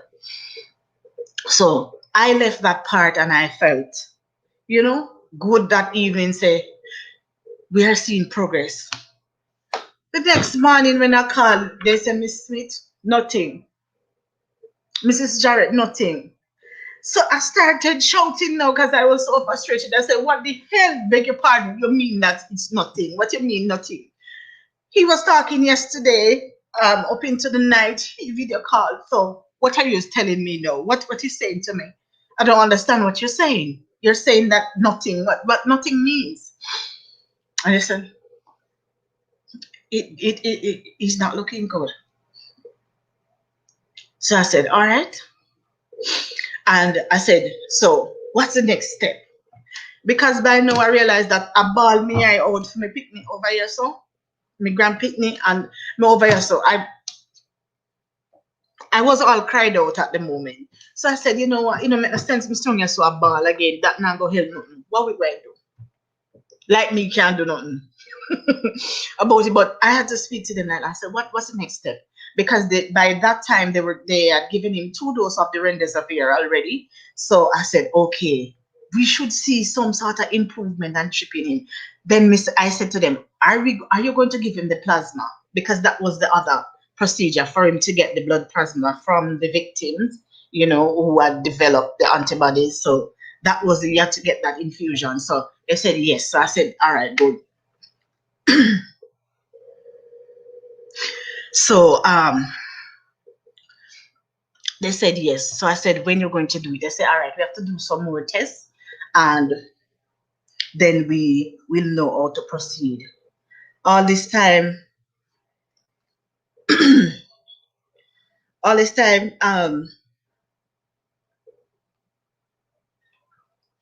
I was there and I was just praying to God because I was saying to myself, it cannot come down to this. I cannot take anymore. I cannot do anymore. I cannot handle anymore because I think I've gotten enough. I think I've absorbed a lot. Give me a second, please.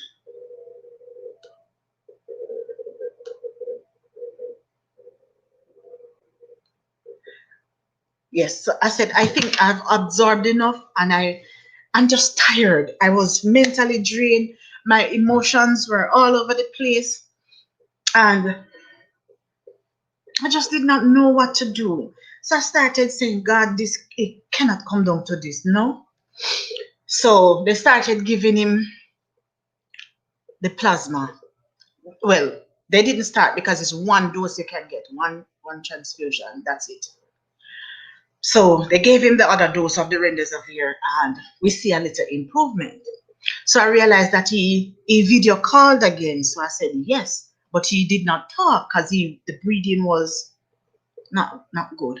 But he was there looking. But I felt satisfied that it is even that you can look, you can see him and see that at least he's not flat out like he's flatlined. So I felt a little hope and I said, all right. Even to that point, the children were not aware that he was this ill because even when I sat on my behind and I'm crying when I hear the footstep of my stepdaughter come in, I dry my tears. Or if I'm in the bathroom and I'm crying and I hear them approach, I dry my face and come out like a brand new second hand. You understand me? Because I did not want to put all of that burden on them. So I said, okay. So I had all of that. So when they gave him the plasma after, I saw improvement. And I said, yes, Father Jesus. You understand me? But by that time, he started having constant diarrhea and vomiting. And I said, oh, shit. Sorry. This thing looked like it is not working. He started having some headaches again. And I said, but it look like this now. Now go according to plan. And he said, all right, let us see how we go. He started getting some rashes now all of a sudden. So I said, what next? I remember just standing in the road and I said, God, what next? What next? Because I don't know. What else do you have? I said, this is a cruel joke. Just throw it on me. Just leave me out with everything and done and then pick me up back and fix me right. Because by this time I am so frustrated. I feel like a ping ball going back and forth with all my emotions. You understand me? This minute there's hope and the next minute it's all as if it is gone to the dogs. So I said, all right, fine. Then they call and they said, okay. Before I could call, they call and say, we think that we should update you. He's not looking so bad this morning. And I remember putting my fist in the air and I said, yes, God, all of the prayer working. Yes, Jesus. I love this. Love this. Whatever improvement, I am happy. Whether it's big or small. I counted the hours and the minutes every night because I can't sleep. So I was just waiting. So I call the hospital like 4 o'clock in the morning and because I am not sleeping. Sometimes when I think I feel a little bad, I wait until 7 o'clock or so. And then I call. And when they heard my voice, they said, I'm sorry, Miss Smith. I'm sorry, Mrs. Jarrett. We don't know what happened. He's really not doing well. So I said, what you mean again? We were making progress. He got the remdesivir. He got the plasma transfusion. What are you saying? The x-rays, how are they looking? What are we seeing? Any improvement? They said, it's not looking good. But let us give this little time. We're doing our best. We're trying. So try and get some rest and we'll call you back. Anytime you see they start talking to you like that, you know it's nothing good. It's like they wanted me off the phone. you know, like they didn't want to say anything else, you know, for me to feel. So they said that, and in my head, I said, okay. I just came and I sat. I did not know what to do with myself. I went outside, I started raking where there's nothing to rake. I started doing all sorts of stuff because I felt as if I sat down there, I was going cuckoo. And my daughter was not sleeping because what she is going through. So I was up sometimes for the entire night on the phone with her. She cries through the entire night. And because I am her mother, I sat and I listened and I allow her to cry. Because but there's not much I can say to her that is going to change what she's going through or to improve, because I had to be in the position and I had to find the courage to stand right there and stand over here as well, letting her know that she did everything that she could. Because at that time she started questioning herself. And my daughter did over 8 ultrasound when she was pregnant. You understand me? And I remember one of them, she said, Mom, if anything wrong with the baby, they should pick up something. She did over 8 ultrasound. She never missed a doctor's appointment. She did that and more. You understand me? And up until the point when she recognized that something was wrong, she held that baby in her hand and she urged the doctors to continue, keep trying, keep trying. And she was there. I said, you gave him a fighting chance up until his last breath. And they tried until the doctors and the nurses gave up crying as well, because nobody knew what happened. And we still don't know what happened, because we're still trying to sort that out and sort out the autopsy to maybe give some answers. Maybe she can move on a little bit. So that was weighing on me so heavily. And then they must slap me with this over here. So tell me about husband not doing well. And I was just tired. I was just tired, and I have to be attending to the two that I have here, one in quarantine and the other. So, because even our brother, they were in the rooms are beside each other and they talked to each other on video chat, because she could not go in the room and he was not allowed to come out, to come mingle. So anyway, when they tell me that, I said, I just sit down and bawl, because me I said, God, me don't know why I sit down. I prayed, I fast. I have many people praying and fasting. And then everybody call and they are crying. And I said, all right, if everybody a bawl, what am I supposed to do? You understand? So they prayed, they call and they start praying, and in the middle of the prayer, they bust out a bawling and they start. And me, I said, Jesus, tell me what I'm supposed to do. Anyway, we continued and continued, and like 3 days after, when they were there, the doctors called me and they said, we don't think we can do much more for him. So I said, I heard you, but could you explain what you mean? So I said, the last bet is maybe the ventilator, and he's looking pretty bad. I said, you can do something else before you try to put him on that ventilator, because I don't want him anywhere near the ventilator. And he got to a point where they said, his lungs, not working. Not working. By that time, he had developed some kidney issues too from the corona. So he was having kidney issues. He was having lung issue. It was everything. So I said, okay, all right. Let's just see what is happening. 3 days after they called and they said, we don't normally do this, but we're going to allow you to come in for 30 minutes.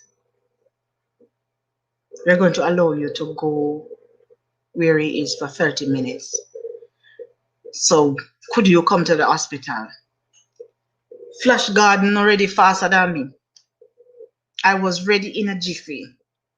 I jumped in the vehicle and I went. And they escorted me up to the floor. And when I got to the doorway, I remember I sighed heavily and I just started praying. They said to me, we are not allowed to.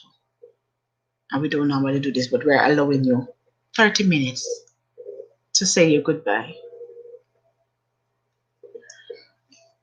And I said to myself, I heard him, but it cannot be what he just said. Cannot be what he just said.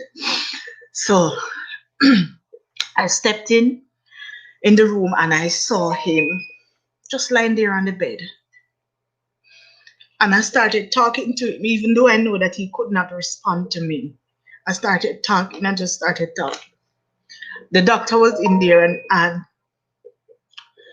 he said, this is the hard part when it gets to this point. So he said that we're giving her the 30 minutes, half an hour. So I said, okay.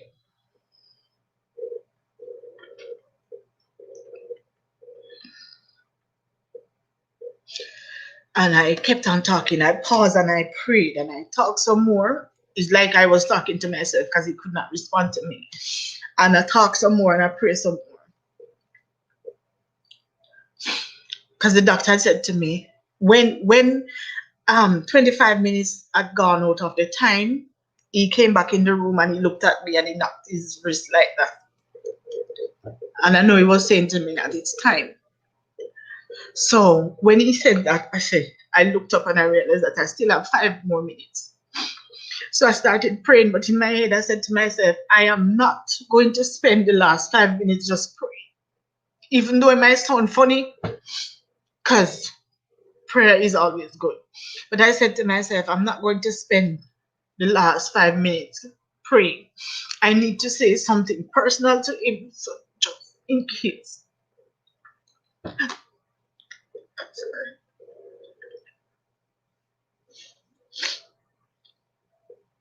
So I prayed a little, and then the 5 minutes when he knocked his wrist, he said, I'm going to allow you to say your goodbye. He said that I'm going to step out the room and I'm going to allow you to say your goodbyes because I don't want to hear it. And he stepped out the room. I did a quick prayer and then I started talking to my husband. No response, but I talked and I just reassured him that just remember that you are loved and we are waiting for you at home. Because that is where you belong. So just please know, and I called the 2 children's name, and I said, please know that we are waiting. Your entire family is waiting. Your church family is waiting. Everybody is waiting on you to come back. So I'm going to hold you to that. And I know that God is going to do what he do best, is to restore and to heal, because that's where it is. I have done what I can do, and I can't do anything else. So right now it is left in the hands of God. I hear the door push behind me and I know that it was time. I wasn't even allowed to touch him, so I couldn't even touch him to say whatever. I stepped outside and I stood there and I did another prayer right at the door. And I said, okay, God, over to you. Over to you, Jesus, because I don't know what to do. This is not for me. This is not my fight. I don't know what to do because this is bigger than I am. And I stepped, and all the people that I have praying for me, praying for him, I did not open my mouth and say anything to anybody, because I said to myself, you know what? I'm not even going to give this any life. I'm not going to open my mouth and send this out in the atmosphere. So I did not repeat it. I just kept that in my head. And every time I see people calling and they're praying, it's something that is bugging me. But I said, I'm not going to open the mouth and let it go in the atmosphere, because this cannot be it. And this is not what I'm accepting. I don't know what it's going to be, but it cannot be this. And I kept on praying. I called the next day again. And they said, just like yesterday, no changes. I said, fine. All right. So I attended to what I had to do here, and I called back in the evening, and one of the nurse said to me, I am the person who is dealing with him now. And I spoke to him and I said something and I asked him to squeeze my hand. And he did squeeze my hand. So I said to myself, progress. It doesn't matter how little bit so. I said, progress. And she said to me, I wish I had your faith. And then that just knocked me for it, because to know that you are the person who is looking after him. When you say so to me, you're doing something to me psyche, you know. So you recognize that everybody just gave right up. And I remember I said to her, let me tell you something. Because me did just bawl till me tired. I said to her, let me tell you something. There's a saying that says it's not over until the fat lady sings. But I'm telling you that it's not over until God said that it is over. Only him. And I said to her, I've seen God do too much for me already, for me not to believe that this is just another one that he's going to come and he's going to do and he's going to restore and he's going to save and he's going to put him back. Say, yes, this is it. And that is how I said, because this is somebody who met in an accident, and for months I could not talk, I could not walk, my neck could not turn, I had my nose over here, so I had stitches running onto my lip. Anybody see anything on my face? For those who know. But if I don't tell people, they would not know. You understand me? This is somebody, when my mother came to the scene, they said to her, you are concerned about other people's children, but your daughter's lying around there dead. Because people thought that I was dead. I came back to at the sound of my mother's voice. So I've been there and I've done that. I've seen where an 8-minute walk took me 1 hour and 20 minutes when I was finally able to stand with the guidance of my daughter. That walk took me. So I knew. And if I came back to this point, you understand me? This was somebody who had everywhere under my skin was so hard because I had ardent blood clots all over my body from the accident. This is somebody that tries to just stop your breath, because just to breathe was so difficult when your chest bones are bruised and all of that. So I have been coming from a place, and if God can take me back from there, my left hand here really hadn't have much life in it. And I remember in the accident, I had 15 doctors looking after me, 15. And I remember for how long I was in the hospital, strapped to a piece of board. When they want to move me, they'll count 1, 2, 3, lift. And here I am. I remember even when I was being discharged. So I'm mixing everything up. I remember when I was being discharged, the doctors gathered, all 15, and they said to me, Miss Smith, because I was not married at the time, Miss Smith, we have been here for quite some time, and we have seen people come in this hospital with less than what you came in with, and they don't live to go back through that door. You are going through that door. Count yourself lucky. And I remember when I turned to the doctors and I said, no, I just shake my head, because at that time my mouth was sewn shut. That was it. So when you look at me, I had stitches flying here, there, and everywhere. You understand me? And I just thought that in my head, okay, so I'm not lucky, I'm blessed.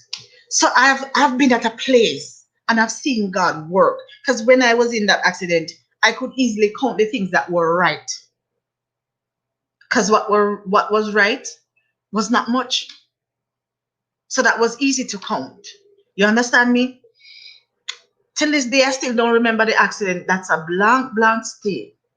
So whatever I know is what people tell me. So imagine after you walk on the road and people will touch you and say, hey, you know, I helped to lift you up. I helped to put you in the car. You know, I remember one lady come and say, Tara, I remember I came and I touched you and I shaked you. And I said to her, I said, Miss Edda, what did I say? She said, you didn't even move. You understand? So I am coming from a place where I've seen God done. My left hand was dead, and the doctors told me that not even your handbag you can't go carry anymore, Miss Smith. Sit here. Mind you, from that day in 2012, my shoulder hurts every day of my life. And there are days when it's harder than some days, but I don't allow that to get to me. And that's the faith that I have. And when I see, because that's how I said I have a business, so I do the pink on top or greater cake, as some people call it, the drops, the whatever. That is how I learned to make raisin breads that I make and sell, because that was the first food I was able to eat after recovery. I don't know how my mother discovered it, but all she could do is just break it off, roll it in a little ball, and throw it in the back of my throat, and my saliva did the rest. Because I could not chew. So if I see God took me from there, I just said to myself, when the doctors are telling me this, I said, God, I know what you can do. I know what you can do, so I'm going to leave it up to you. Because I think that I remember I prayed and I said, you know what, 2020 I want to, but I want 2021 to come, and boom, 2021 come, and it gave me a knock off my feet like no other. And I was just there saying that this cannot be what it come down to, God. This cannot be. In that moment, I was just there.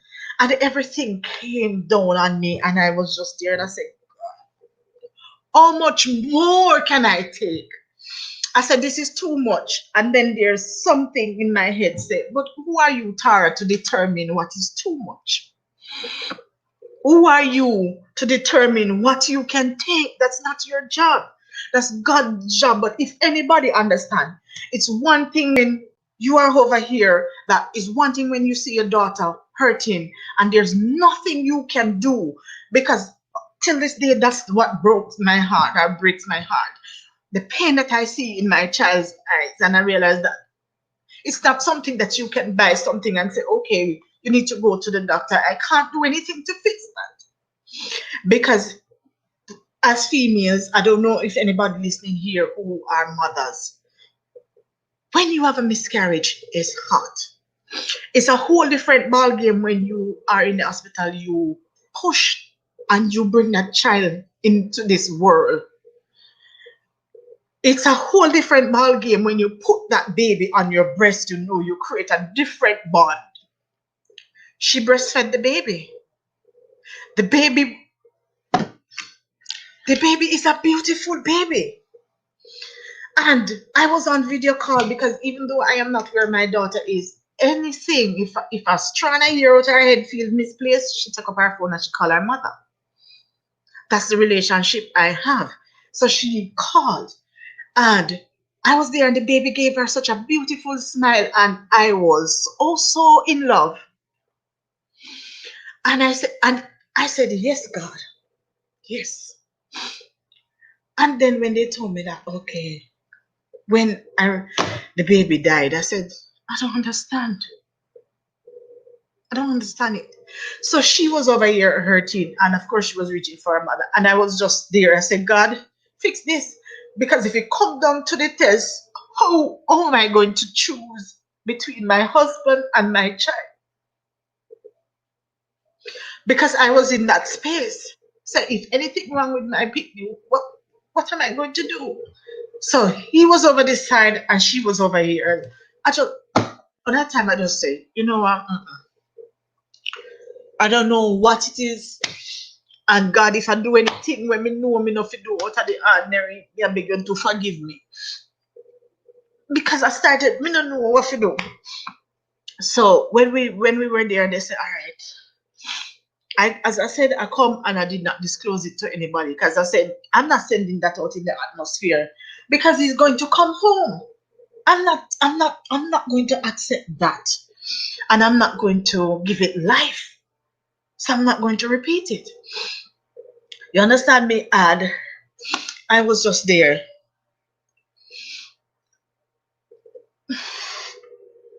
And I kept on calling. I think maybe I annoyed them a little bit, but they were nice, because the oftency in which I call the hospital, they know me, they know my voice.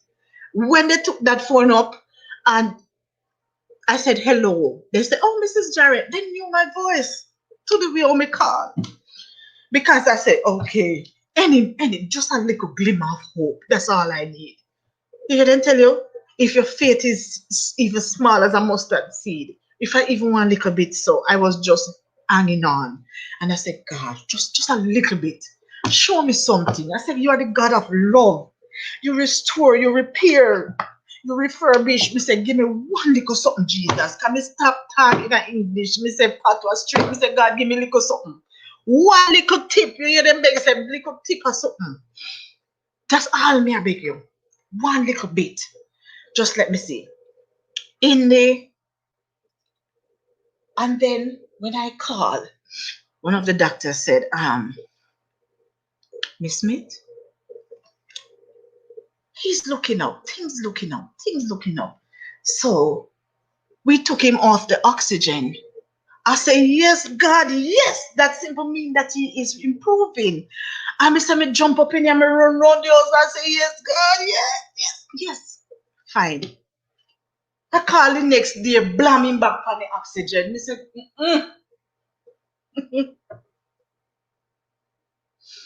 me feel like a devil now just a tie with me and box me about and just I say, hey, girl, take this and take that. That's how I felt. You know, because you get a rise like this and you say, yes, all the prayers, everything that you are sending up and everybody is sending up is working. So the moment he got to that point where he could be off the oxygen, yes. So me I say, yes, Father Jesus, yes. And I was happy. The next day, I him that string up on the oxygen again. Me say, mm-mm.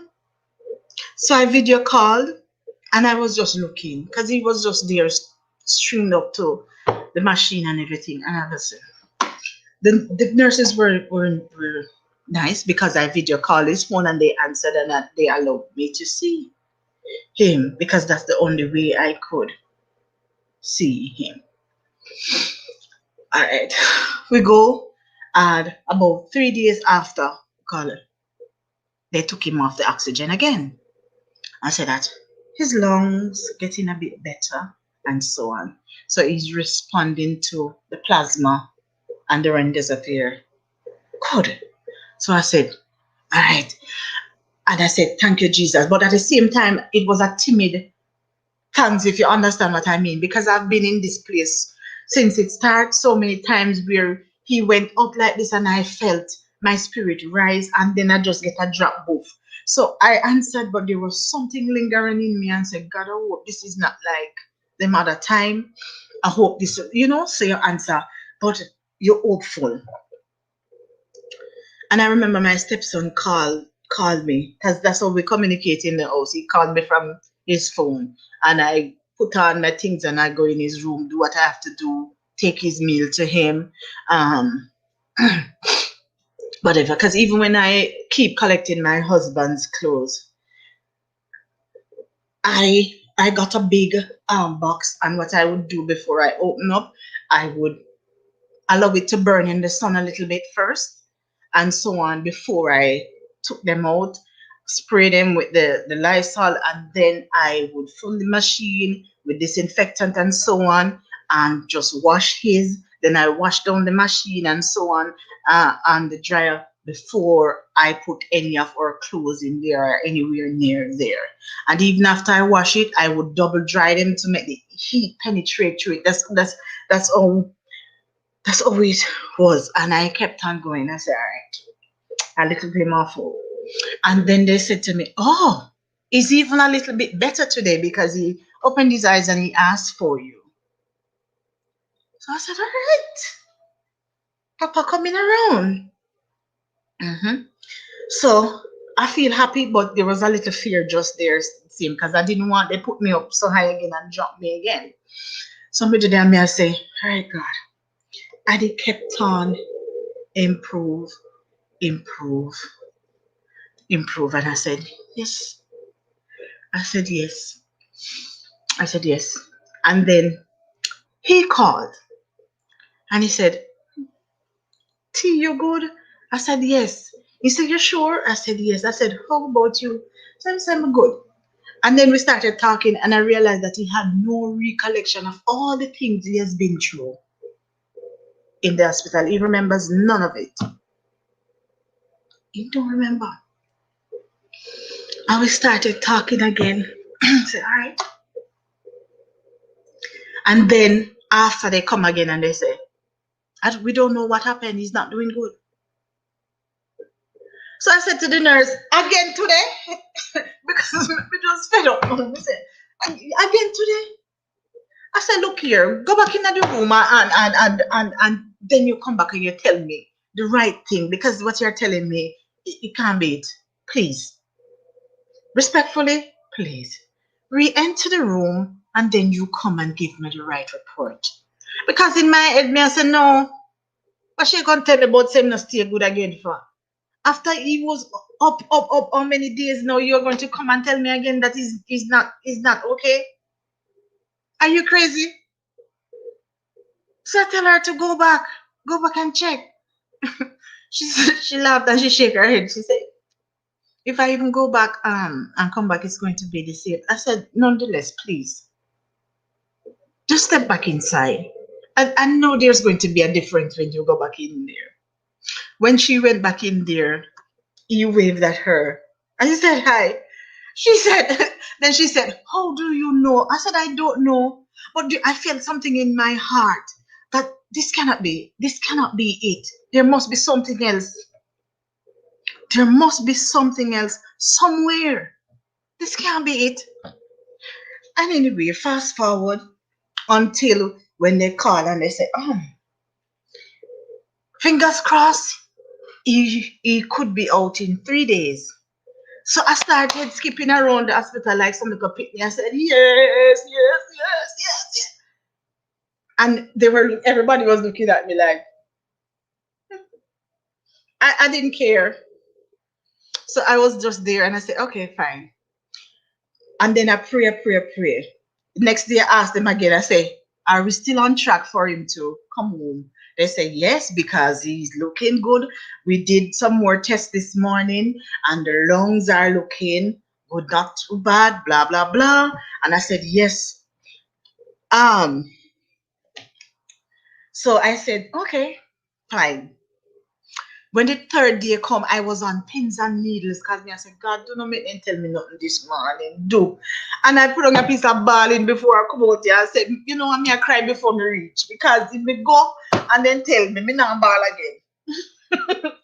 So I just sat and I just cried and I said, Lord, I left the tears them at home, you know. I mean, know when we reach at the hospital, I'm going to smile. I leave the tears at home. That's what I said. I said, I'm going to smile. When I went through and they said, okay, he's ready to go. And I said, they wheel him out in the wheelchair. And I still couldn't even hug him like this. I still couldn't hug him. So put him up in the vehicle and come. And when he came home, he had to be quarantined for another 14 days. So I had 2 of them because what happened was when my son had tested positive and he was in quarantine. So that was originally when you come in contact with anybody else that has the virus, you have to start the quarantine over. So he was unable to go to school and that. So he was very miserable in that room. You understand me? But he came home. Lord have mercy. Me say, yes, Jesus. That's good. When he came home now, I realized that the memory part was not working. So I said to myself, God, he's still here, he's still alive. Oh God.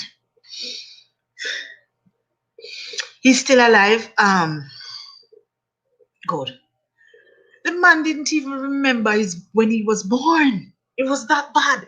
He didn't even remember his date of birth. And anybody that knows my husband knows that he's very good with details. And he's somebody that when you speak to him, when you have dialogue with my husband, he will talk to you and he'll say 1920 Sunday evening at 3 p.m. He's that detailed. So when I recognized that he couldn't even remember when he was born, his date of birth, I said, oh hell. I said, what's your social security? He did not remember. So I said, I'm glad to him alive, but what is that a part, you know, when me have to deal with it. So I started working on him because I know that I had to put in the protein part of it and all of that. So I started feeding him, and every time what would happen was that I would go and he said, okay, tea, I would like some soup. And knowing me, whether the something hard or soft, I'm going to run that on the, because anybody knows me, that I love cooking and all of that. So I'm going to run that thing under the pipe and thaw it quickly. And I, for one, love my pressure cooker. So I'm going to whip it up quickly and give him. And he'll ask for the soup. And by the time I finish cooking the soup and take it to him, he would ask me, why am I giving him soup? So the first time he said, I said, why you said that? You asked me for soup. He said, me? I did not ask you for any soup. I said, come on now. You said you wanted some soup. And he said, no, Tara, I did not ask you for any soup. I locked me eye tight because I must have been asleep for when I'm tired, you know. I close my eye tight and I say, God, what is this? All right. And I said, okay, all right. What would you like? He said, you know, I would like some curry chicken and anything else. And I kid you not, because that's the person I am. I came because I had chicken cut up already. And I did what I did, and I curried chicken, look about it nicely, and I took it to him. When I reached in there, the man said, rice, Tara, curry chicken? Really? Why would you give me this? You know I'm supposed to get soup and those things.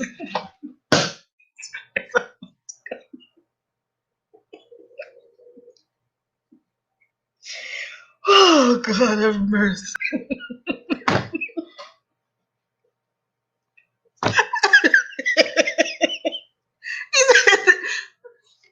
I said, what? He said, why would you give me rice? Why would you do that? Why would you give me curry chicken? I would rather some soup. So I said, but I brought the soup to you and you said you did not want it. He said, Tara, I told you I didn't want any soup. Why would I tell you that? He said, why would I tell you that I don't want any soup? Hold on. Explain to Kimberly what you're talking about. Tell her explain to her what you're talking about. I'm new here. Please explain. I was just recounting the journey with my husband and when he caught the COVID and all the things that he went through, that I went through, that I had to experience along with him, and what I had to do to ensure that I did my part to help him to recover. So I think maybe when this is over, maybe you can watch the replay and see, because I decided to share for those who will listen. So even after he overcame that part in the hospital, there was that little part that was difficult, because when he asked, and when I brought the curry chicken and the rice to him, he said to me, rice, Tara, curry chicken, really? Why would you give me rice? Why would you give me curry chicken? I would rather some soup. So I said to him, but I took the soup to you. You said you did not want any soup. I asked you what you want. You said you wanted curry chicken. You wanted curry chicken. You wanted, and I know I prepared it, and you were saying that you don't want it, you want soup. So before I move from where I'm standing, Please, I'm tired. What do you want? What do you want? And I just knew that was another phase because he's not like that. And that is another part that I also want to impress upon you who are listening. Know your people, know your partner, pay attention, because even the memory loss, the doctors did not tell me. I recognized there was something wrong, and when I recognized it, I thought it was was the reaction from the medication that they were administering at the time, trying to open up his lungs for the breathing. And then when I said to the doctor, I said, the conversation is not coming together. The conversation is not really making sense. And I recognize that he is not remembering. That was in the hospital. And the doctor said to me, oh, they call that the COVID brain. I said, excuse you. She said, yes, we call it the COVID brain, where you experience brain fog, where you forget things. So I said, oh, okay. And I remember she said, that's the part that the doctors don't really talk about. They talk about the fever, they'll talk about the loss of smell, the loss of taste, and diarrhea, the vomiting, and all of that. But most of them they don't talk about that part where you experience a brain fog. So just be aware, because I was tired, but I was not pissed at him, because I know this is not who he is.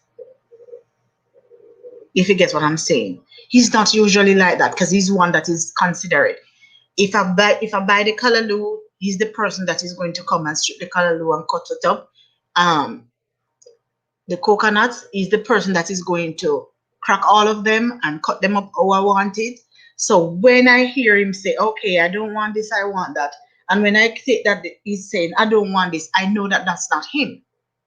So while I was tired, I was not angry. I was frustrated, but I was not angry, because that's not his usual attitude. So I know there were things going on. You understand me? When I asked him about the rice again, he said, oh, I would like some soup. I had the soup here, so I just warm it up and come back with it. And when I come back with it, he was just looking at me like that. So I said, are you going to take the soup? He said, I'm not hungry. I said, what do you mean you're not hungry? I said, what do you mean you're not hungry? And I come back out here. Hear him call me about 15 minutes after. Tara, I'm hungry. About 6 hours now, I don't eat. You don't give me anything to eat.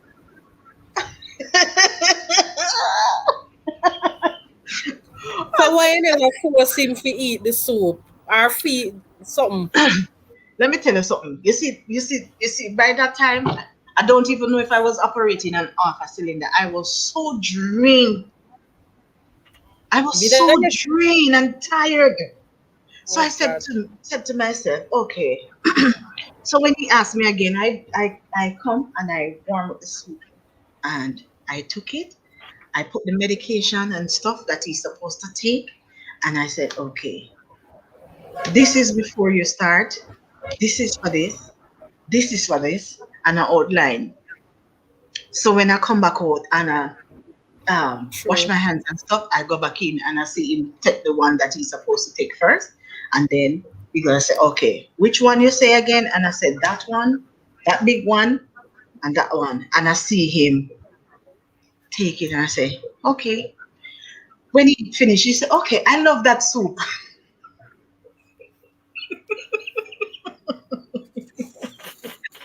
Oh my God. I said to myself, devil, you're really at work. Anyway, we continue. The next day, it was the same thing. because by the time because they'll tell you, you give him the Pedialyte and stuff like that to replenish because he had all the diarrhea and the vomiting and whatever. So you give him the Pedialyte. And he must say, why you giving me this? And I bought the Ensure and stuff, in that they say is high in protein because what you have to do is feed back the protein, So I pumped in, added to the fish and whatever. The man said, "Well, you give me them something here for? I don't want those." So fine, I bring them back because I was giving the stepson to my stepson some of it because how it is. In the night, hear him, Tara. I would like you to buy some Ensure, and I would like you to buy some Pedialyte.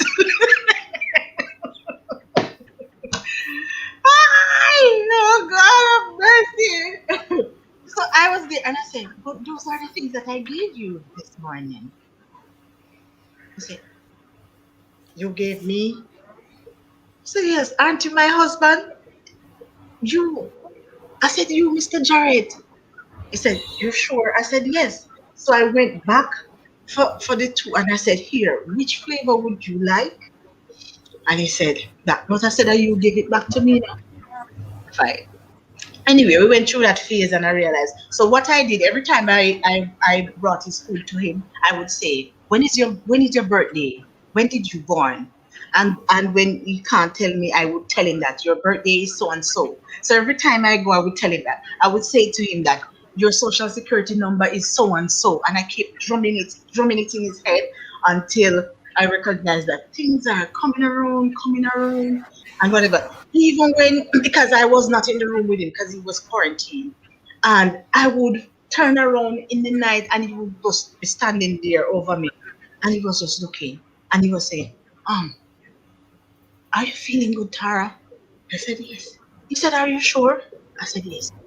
I said, "But your eyes look funny. Do you want me to take you to the doctor?" I said, "You can't take me anywhere.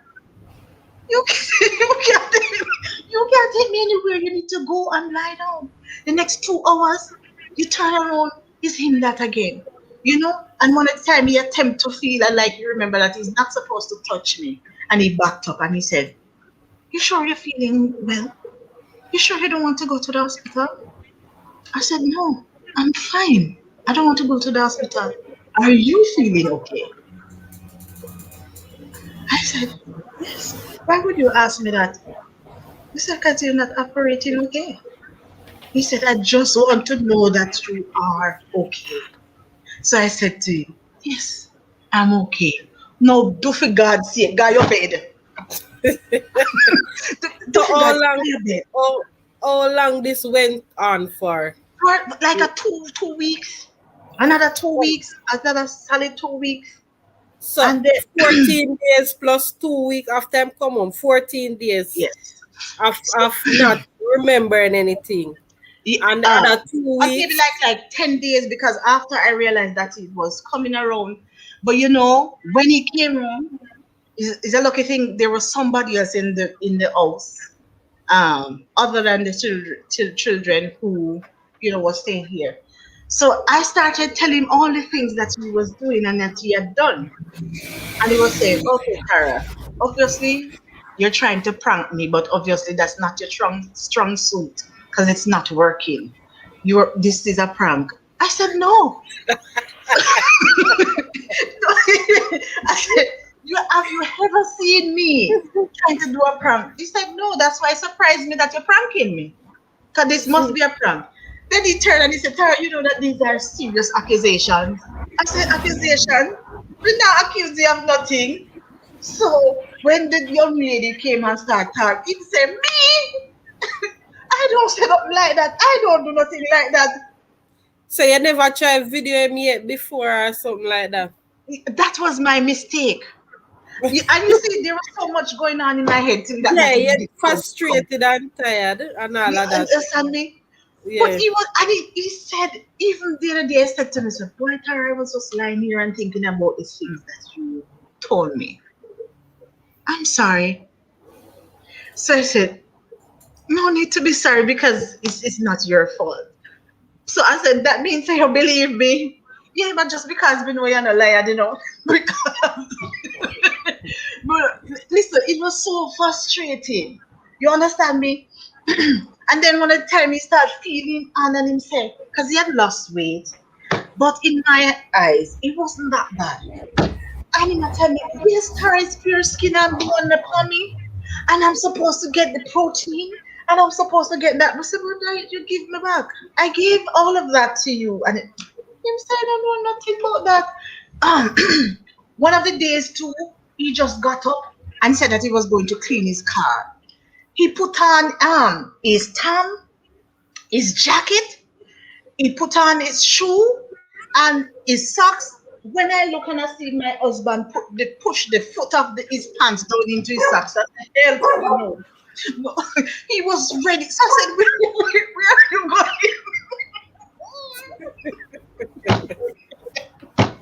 I said, where are you going? He said, Tara, I'm going to clean up my vehicle. What I said, you can't clean anything. You need to go back in the room. He said, no, I'm going to clean my vehicle. I said, no, you're not.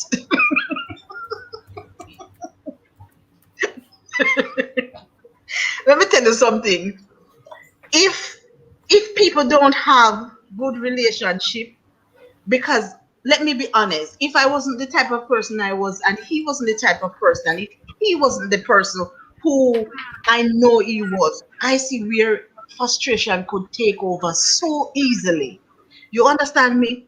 Because I'm just tired, and when I turn around, this man in a socks, pants shoved down in a socks, but him a go clean vehicle. Clean what kind of vehicle when you're supposed to be lying down? And then we were here after that, and one of the morning just get up and said that his chest is not feeling well, and I did not hesitate. We jump in the car again and right back to the emergency room. Because I said, if he's going to have a relapse, I'm not waiting. So immediately we're out. And that man, he was not driving, but he drove the car. No, drive itself. Just like how you instruct all those students that he have to drive, that's the same way he was instructing me. He was instructing, and he was going, oh, turn right here, turn there. And he kept on going. I said, huh. And he recalled none of it. But all in all, it's a terrible experience. But as I see some body roll something, they say, like the devil a play, but God has the last word in everything. Kimbella sketching, that is so true. And I can Marlon said this story should be written in a book. I have already started because I am somebody who writes. I also finished a novel that is being edited now. So sometime soon it should be published. So that's a start. This has to be documented because I told him, I said, this has to be documented because it's a whole episode by itself. You understand me? Glad that you're able to bring the story because a lot of people still don't believe this is real. Listen to me. So that's basically it. And can I tell you how the doctors are shocked? The doctors are totally shocked because even he himself was not aware of how ill he was. It was when he came out. It was when he came out that the doctors told him.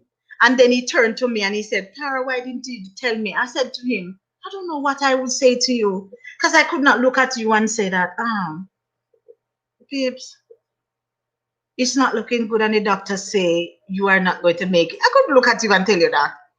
So I don't know what I would have said to you. So that part wasn't a part of it. So the doctors told you no, that you were in a very bad state.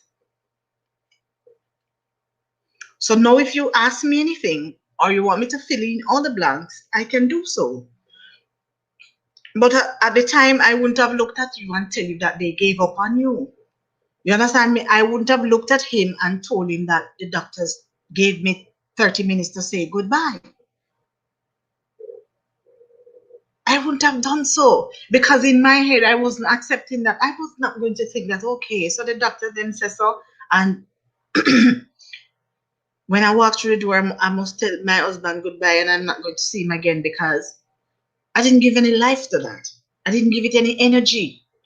So I didn't even repeat it. So I wouldn't have said that to him. But I'm saying this for those of us who are here, these are some lessons because it could easily have gone otherwise. Appreciate you people.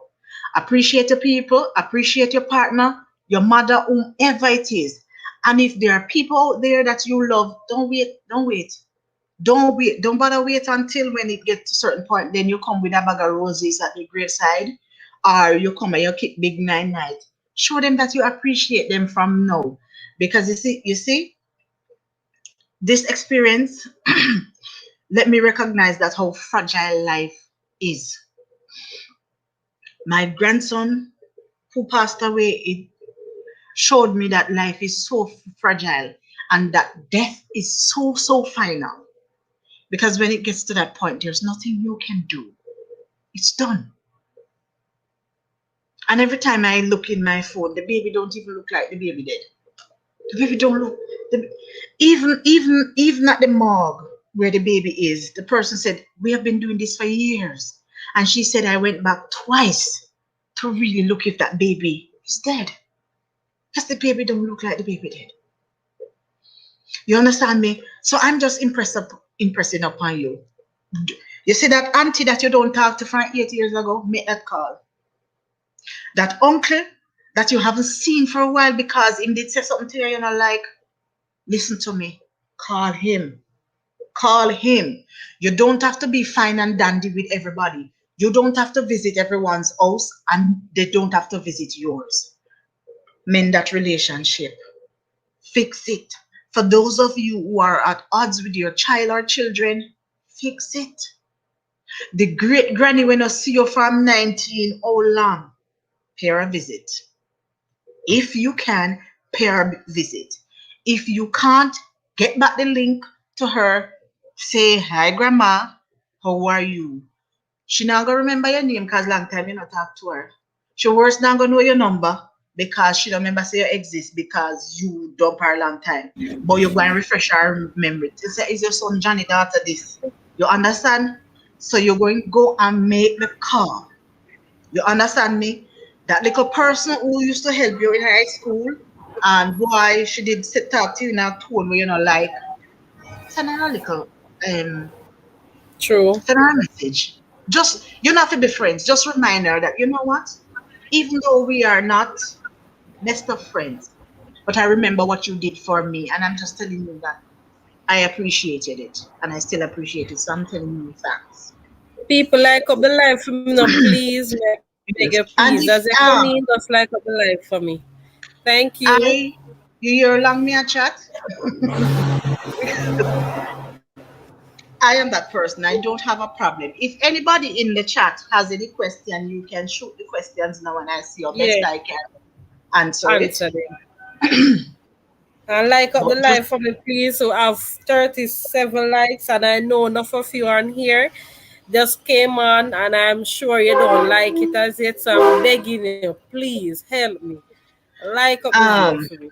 Like up the Kev life, said I please. would have to call a lot of family members that do me wrong since me stop make them use me. Look here, Marlon. While I said that we are not to God call fools, but you know keep them. You hear? So you see those people who wrong you, you can always forgive them because forgiveness is not for the person, forgiveness is for you. But I have an aunt that normally said, used to say to me from long time, she said, you can love them and leave them. That does not mean that you need to take them back in your circle.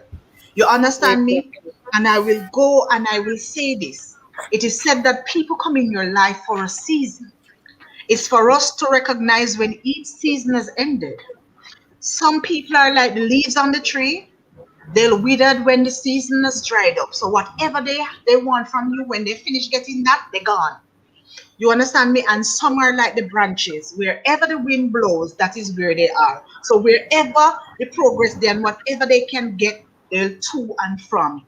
But those will trick you into thinking that they are real. But they too is there to take, and they're going to take, and then they're going to go. Recognize when that season has ended. And then you have those who are like you that you need to keep around. They are out there for all season. And those are the ones that when you're lagging behind, they'll reach back and pull you forward. Those are the ones when you're in a deep dark rut, they'll push down and drape you up and say, come go high. You have been messing around for long enough and you are in self-pity. No more of that. Stand up and stand firm. And I am here to support you. You recognize because that's the problem with us, you know. When the season ends, we don't know. And we want to hold on to the people. And it's okay to divorce your family members sometimes. Because you and I know that they will suck you dry. You understand that? So I did have to make a decision where I have to just let go a very close family member. I don't I don't like have her in my heart or nothing. But just have to let her go and make she go on because to me she's not for me. And she don't want to see me go take time rise up. She just want me stay up and down for the level where she can trample me and dig me right down more. So me have to just left her but alone um and make she there's a go. saying that they say that misery love company. Yeah, It is real. And people are good with you if you're on the same level or beneath them. You yeah. notice some people when you start have the ambition starts show and the drive starts show, you watch them change. But that's okay though. Because some of these people you need to let them go a roadside. Top off at the bus stop and let them off because they're not equipped to come where you're going. And that's the truth. So that you have to recognize. Last year was a year and a half by itself. The year before, when it was New Year's Day, I went through the friend list that I have and I cleaned the house. Now, for me, I am a very calm individual and I'm good. But I'm also a very frank person, so I'll give it to you straight shooter, right to the hips, pow pow. So I'll give it to you like that. Not quarrel, Yeah. but I'll tell you and done. I cleaned my friend list and I had one contact me and I said, listen to me, you are too negative. The only thing you do is complain, complain. And I think I've had enough and I've been encouraging you. You have a good job. You are paying for your house. You have a car, yet still you find so much to complain about. You see, when you get to that part to understand that God owes you nothing, but it's the grace of God and His love that He keeps you going, and He set a promise for you to prosper, and you are to find that little sense of gratitude in you. My number remains the same. See you on that side. If you don't do that, don't bother call me. Don't bother call me. And you have Yeah. another one that had asked me, and she said, oh, I don't see anything that you blocked me and so and so. I said, yes, I did. Because I saw me I dry according to your grandmother tell you. I saw me I dry me until I say, yes, that's what I did. And this is the reason why I did so.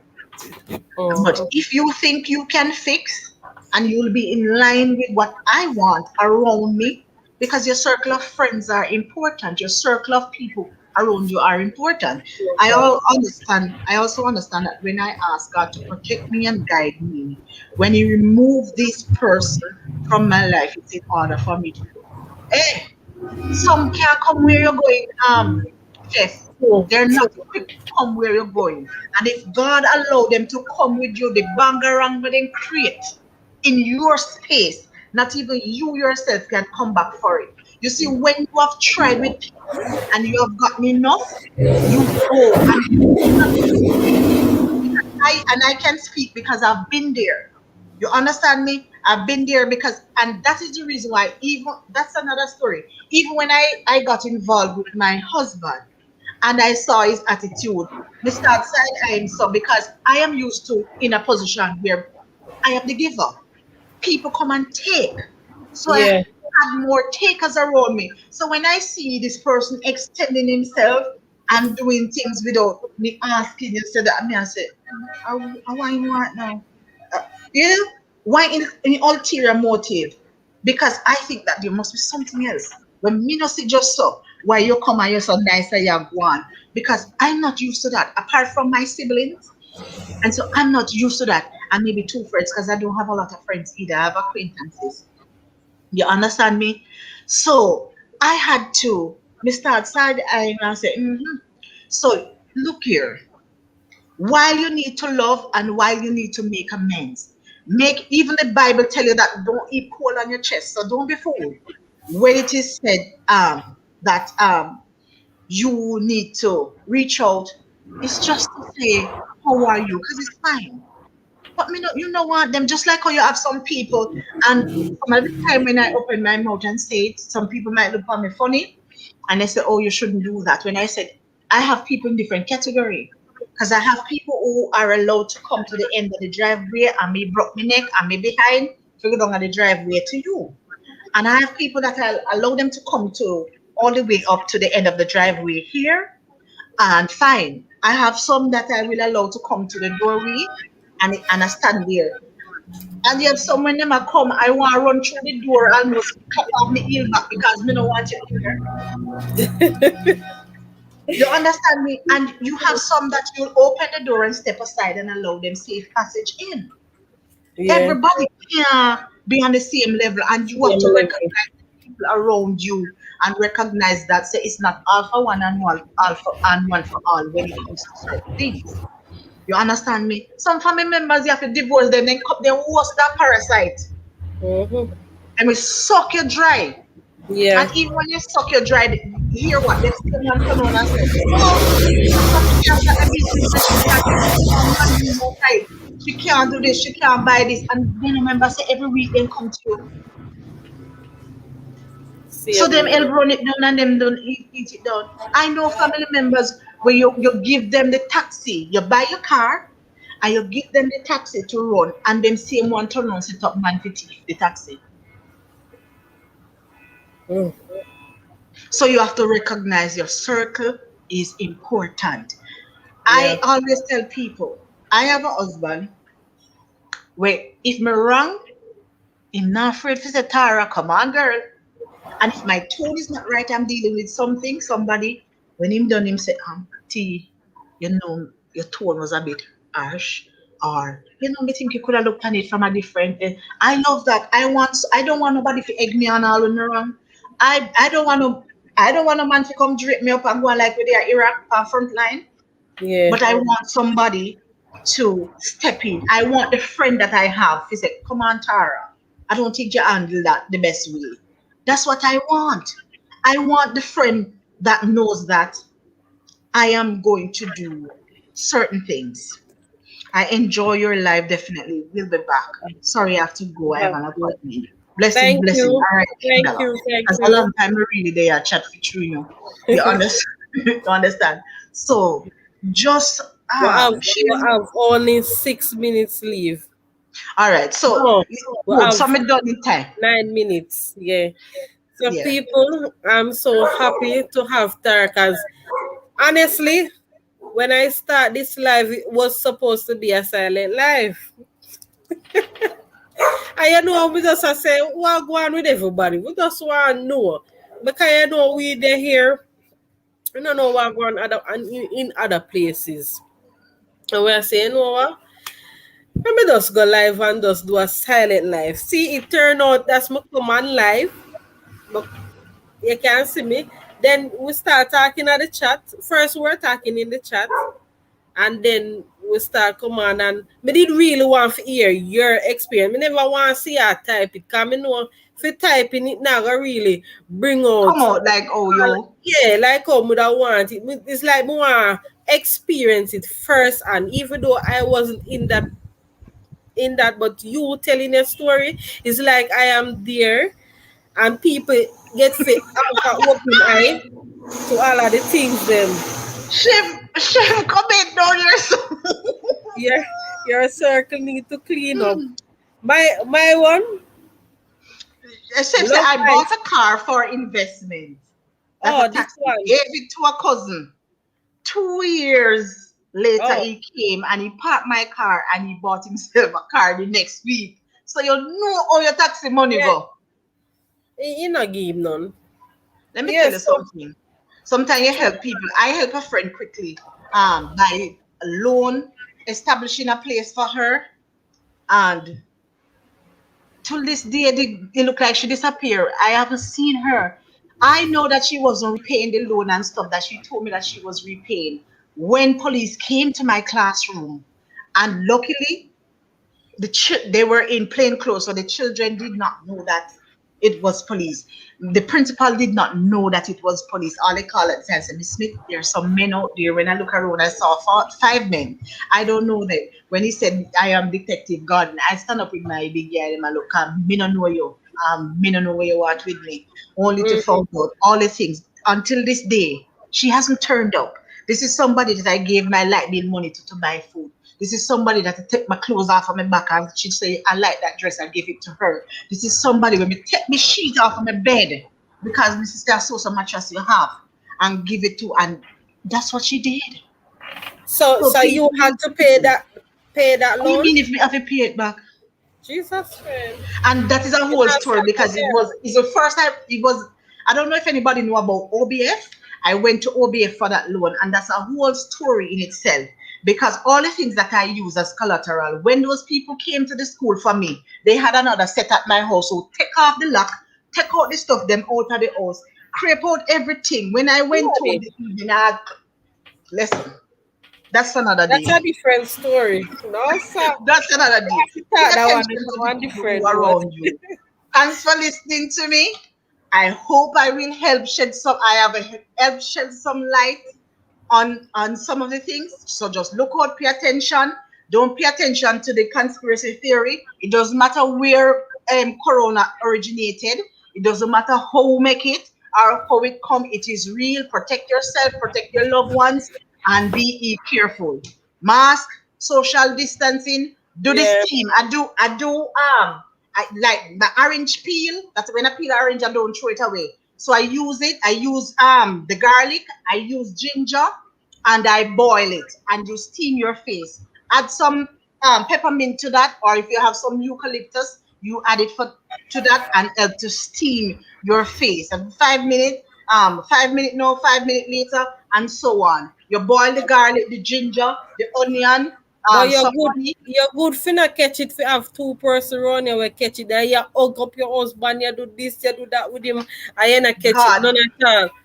God. Because in my head, I swear I was going to catch it. And up till this day, I can't believe. You know what? God is good. It was nice talking right here. I was chat till tonight. You hear? And I am so happy you were here to share your story on my life. Yes, ma'am. Yes, I really appreciate you coming over to just tell us your little story. I really appreciate it. And I know everybody in the chat was really appreciative of you coming on just to tell your story on this COVID-19, because trust me, none of us take it for granted. We not take it as nothing, and to know that you go through so much, God has been good and He has been covering you and your family. Despite that, Marlon can breathe free now, because Marlon nearly passed out when he accidentally timed you out. You know? Yes. It could be more than have to go for the asthma pump. I'm going to take Marlon asthmatic. You want? Oh, God. So, Marlon, hear what I'm going to say quickly. Because I also have a friend whose uncle from Corona start, him say him a weed man and him a liquor man and him can't catch Corona. All in all, the life soon done, is no longer with us. Him not only catch it, but him dead. So, Mr. Chef, drink your liquor, but take the necessary precaution, you hear? So don't make nobody fool you. He's no longer with us. Him catch it and him not only catch it. He not even stay here for butter, him dead. Type in the ingredients them where you use to steam your face right in the comment section before we leave here. So people, you can jot down this information that she's giving you. She's gonna type in all the ingredients that she used to steam her face or drink and so forth. Okay, so everybody just take note and just do the little necessary things to overcome and fight this virus.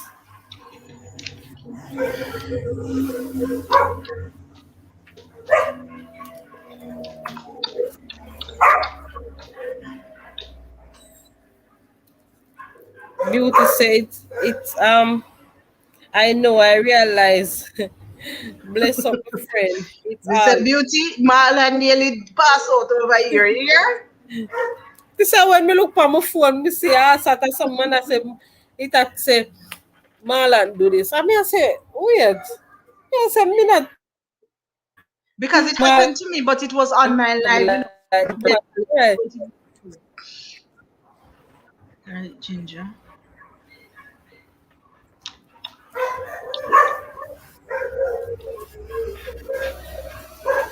I'm gonna screenshot it and have it here.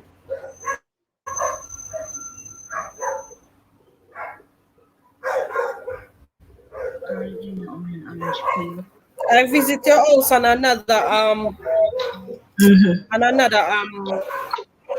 Oh, and let me, account. if you permit me, let me say this on here. For those of you who are not connected with me, could you please do so, and Yes, I'll please. return. I have my Yes. live tomorrow at 6, where I'll be having I think her name is Sandra Morgan, and she's trying to get help for a brain surgery because she has a brain tumor. Okay. She had 3 strokes, 3 heart attack. She has a heart condition, but she's still standing. Now she has a brain tumor and trying to raise funds for the surgery. So I'll have her Surgery. on at 6 tomorrow. So I would love your support. There's a GoFundMe up. So for those of you who are so led, you can contribute to the GoFundMe. That will be in the description tomorrow. If you are in Jamaica, she has I think Scotiabank account. She's going to be there to give you all the fine details. I'm not collecting anything. I'm just giving her my little platform that I have to do, because Mhm. I think if you go through So 4 heart much. attack, how much stroke, and you're still standing, you are a walking miracle. Yeah. So she'll be on my thing tomorrow. So Big please up support JM family in the house. Big up Orange Peel yourself. and JM, Boil. big up yourself. Me know say they are work. You reach home now.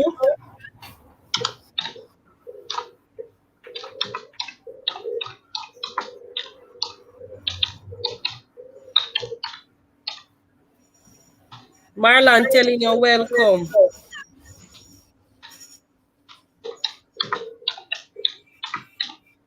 People, me, as much as you see me here, some I feel some back pain, belly pain, every kind of pain right now.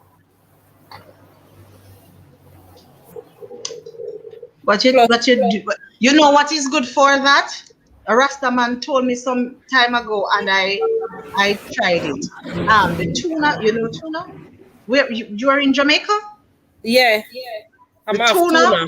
soak it in some coconut water or just Yeah, plain water overnight, and tomorrow you drink it and drink it yeah, again, and it helps with the back pain. okay. Try it and tell me how it go. Yeah. Nope, I I still at work, not finished till 6 p.m. or okay. Two? Yeah.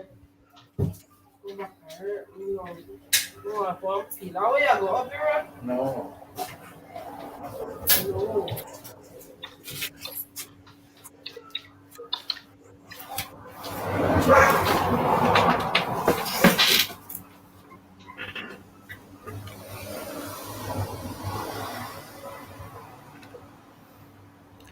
JM is telling Marlon bless up, and she's always also saying it to Beauty Catherine.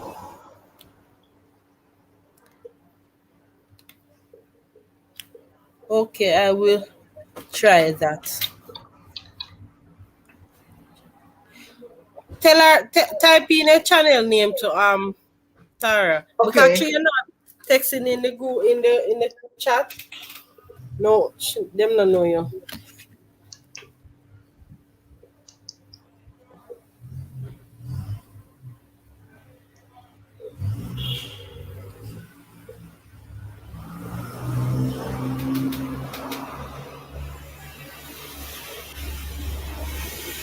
Achu Marlon. Marlon, my when I send me go baby. What my dad said about it? Marlon say tuna and coconut water is also good for fertility. Hey, hey, hey, hey. But send me for So, go so she Jane knows to she have to send me watch for herself. Then, oh, not not Jesus. not wrong with that. Me not really all yet. You have children, Two. girls or boys? Both. Well, you're bossy. That's nice. Both. And Ozzy still want one more. So you know what? Ozzy, if you're hearing me, you know what to do. We will go drink some my tuna and coconut water. Ozzy, man, you have to run in our member. Say, our member, say you have to go suit up, and stand up like you're in a war. My God. I No have sir. one. I have one bikini, one beautiful girl, Oh. but but she's 20 something. So So she we not really want to go in a fair business because it's not really, you know. But she wouldn't she not gonna try again for one more. and we don't have that conversation because it's a sensitive subject. But what I did was try to reassure her that listen, you already know that you're capable, and as hot as it seemed, if I had a choice, baby or you, I would pick you every day and any day. Do you understand? So God knows. I think God understand that maybe it wasn't the right time. So when it's good and ready, um, you'll be okay. I know that that time maybe you're going to be paranoid, but You can't tell her say God did just really want that one to be an angel because obviously that baby look like an angel. So you know I can here, reassure her say God just it might be the, painful but that was an angel for that's what I said to her. You know what? God needed an angel, yeah. and that's what He did. He did to reclaim. The baby came into our lives at a point where I don't know if you can see.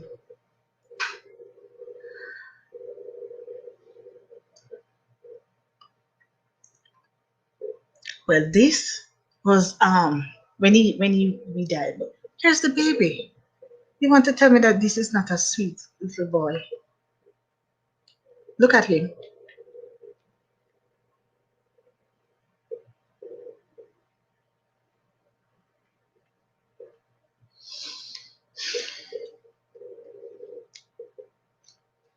He was perfect from what I can see. Oh God,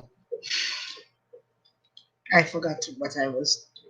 Oh, so to take orally, I blend the garlic, ginger, the onion, the turmeric.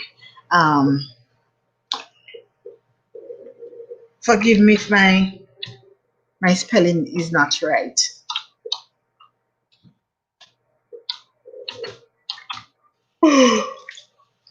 Oh, Jesus.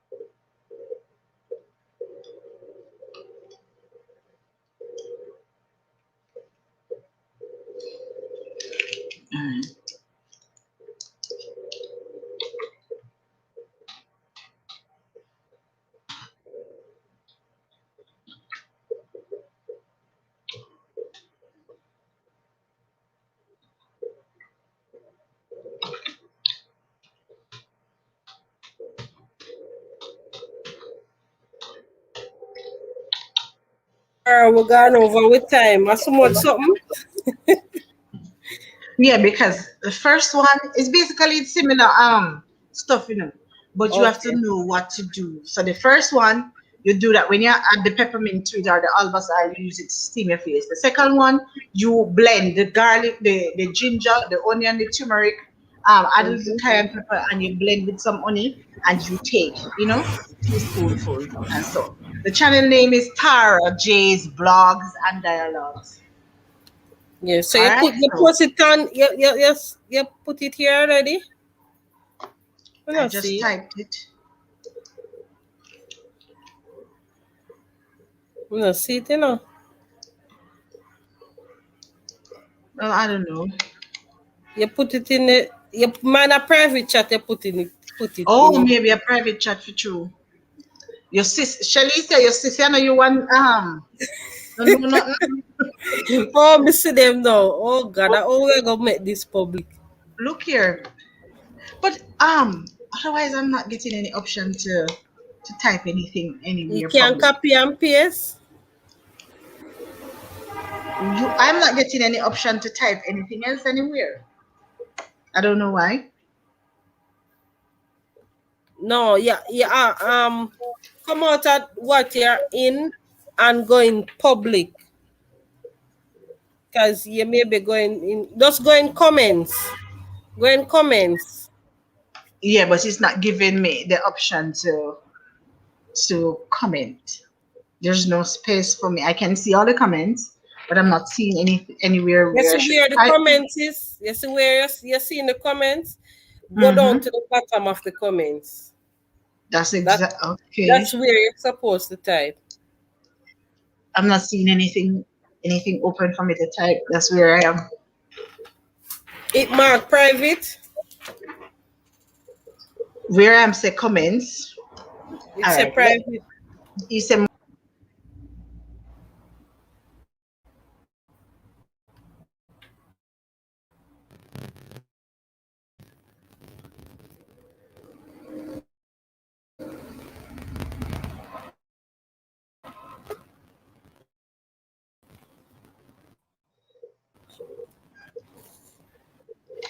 still no option. Chef.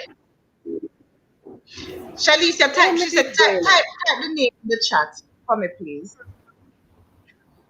Type what? Shelly said. Beauty Citrine said is asking you to type her name in the chat.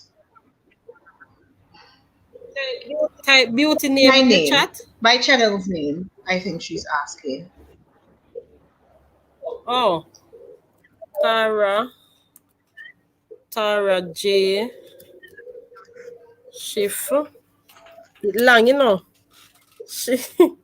Schiff, comma. Is that a comma? Is it right?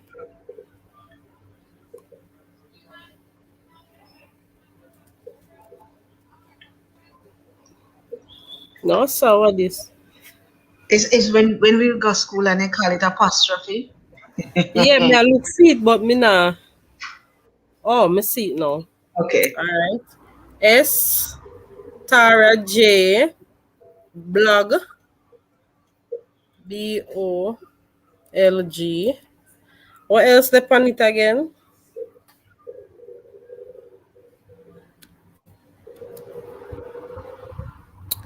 Spell out the other part again, Tara.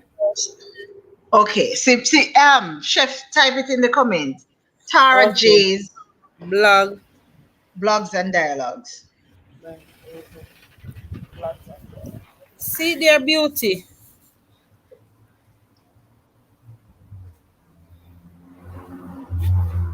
Just Hello. missing the apostrophe S. So I think you guys have listened to this voice long enough. Chatting away, and you just see my ugly face bald one little bit, and then me dry my tears and come back like a brand new second hand. Yeah, can I tell you? But all of it, somebody named Jarrett in the chat. Who named Jarrett? It's JM family. JM family. Where are they from?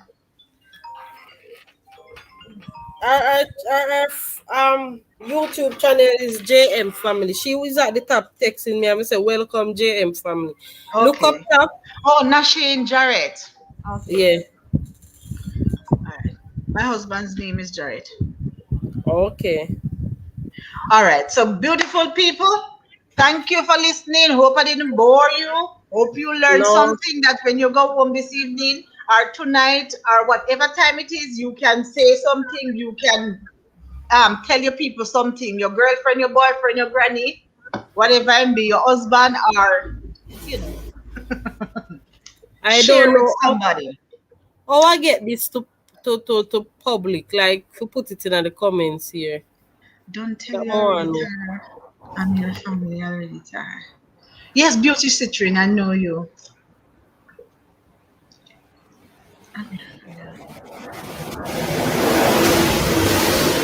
It's true, Nashane. You told me. You have to say with me, because. All right, beautiful people. So my husband All called me right. how many times here. Maybe So call him back. bye everyone. Thanks for joining. Ta-da! So happy to have everyone here. Yeah. So And big up on anybody else yourself. who, if you want me to yap my mouth off on your channel, I'll do that too, as long as it's something that I'm capable. Because I'm Not always a problem. Not a problem. yeah. So not a All right. problem. Take care, beautiful people. All right. So bye everyone.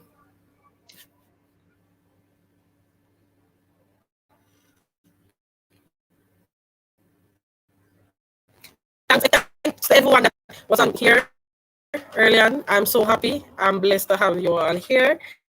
Thank you very much. Big up on yourself. On know from in my house, I'm gonna know I'm gonna come back on my house. Okay. Big up. Thank you all. Bye.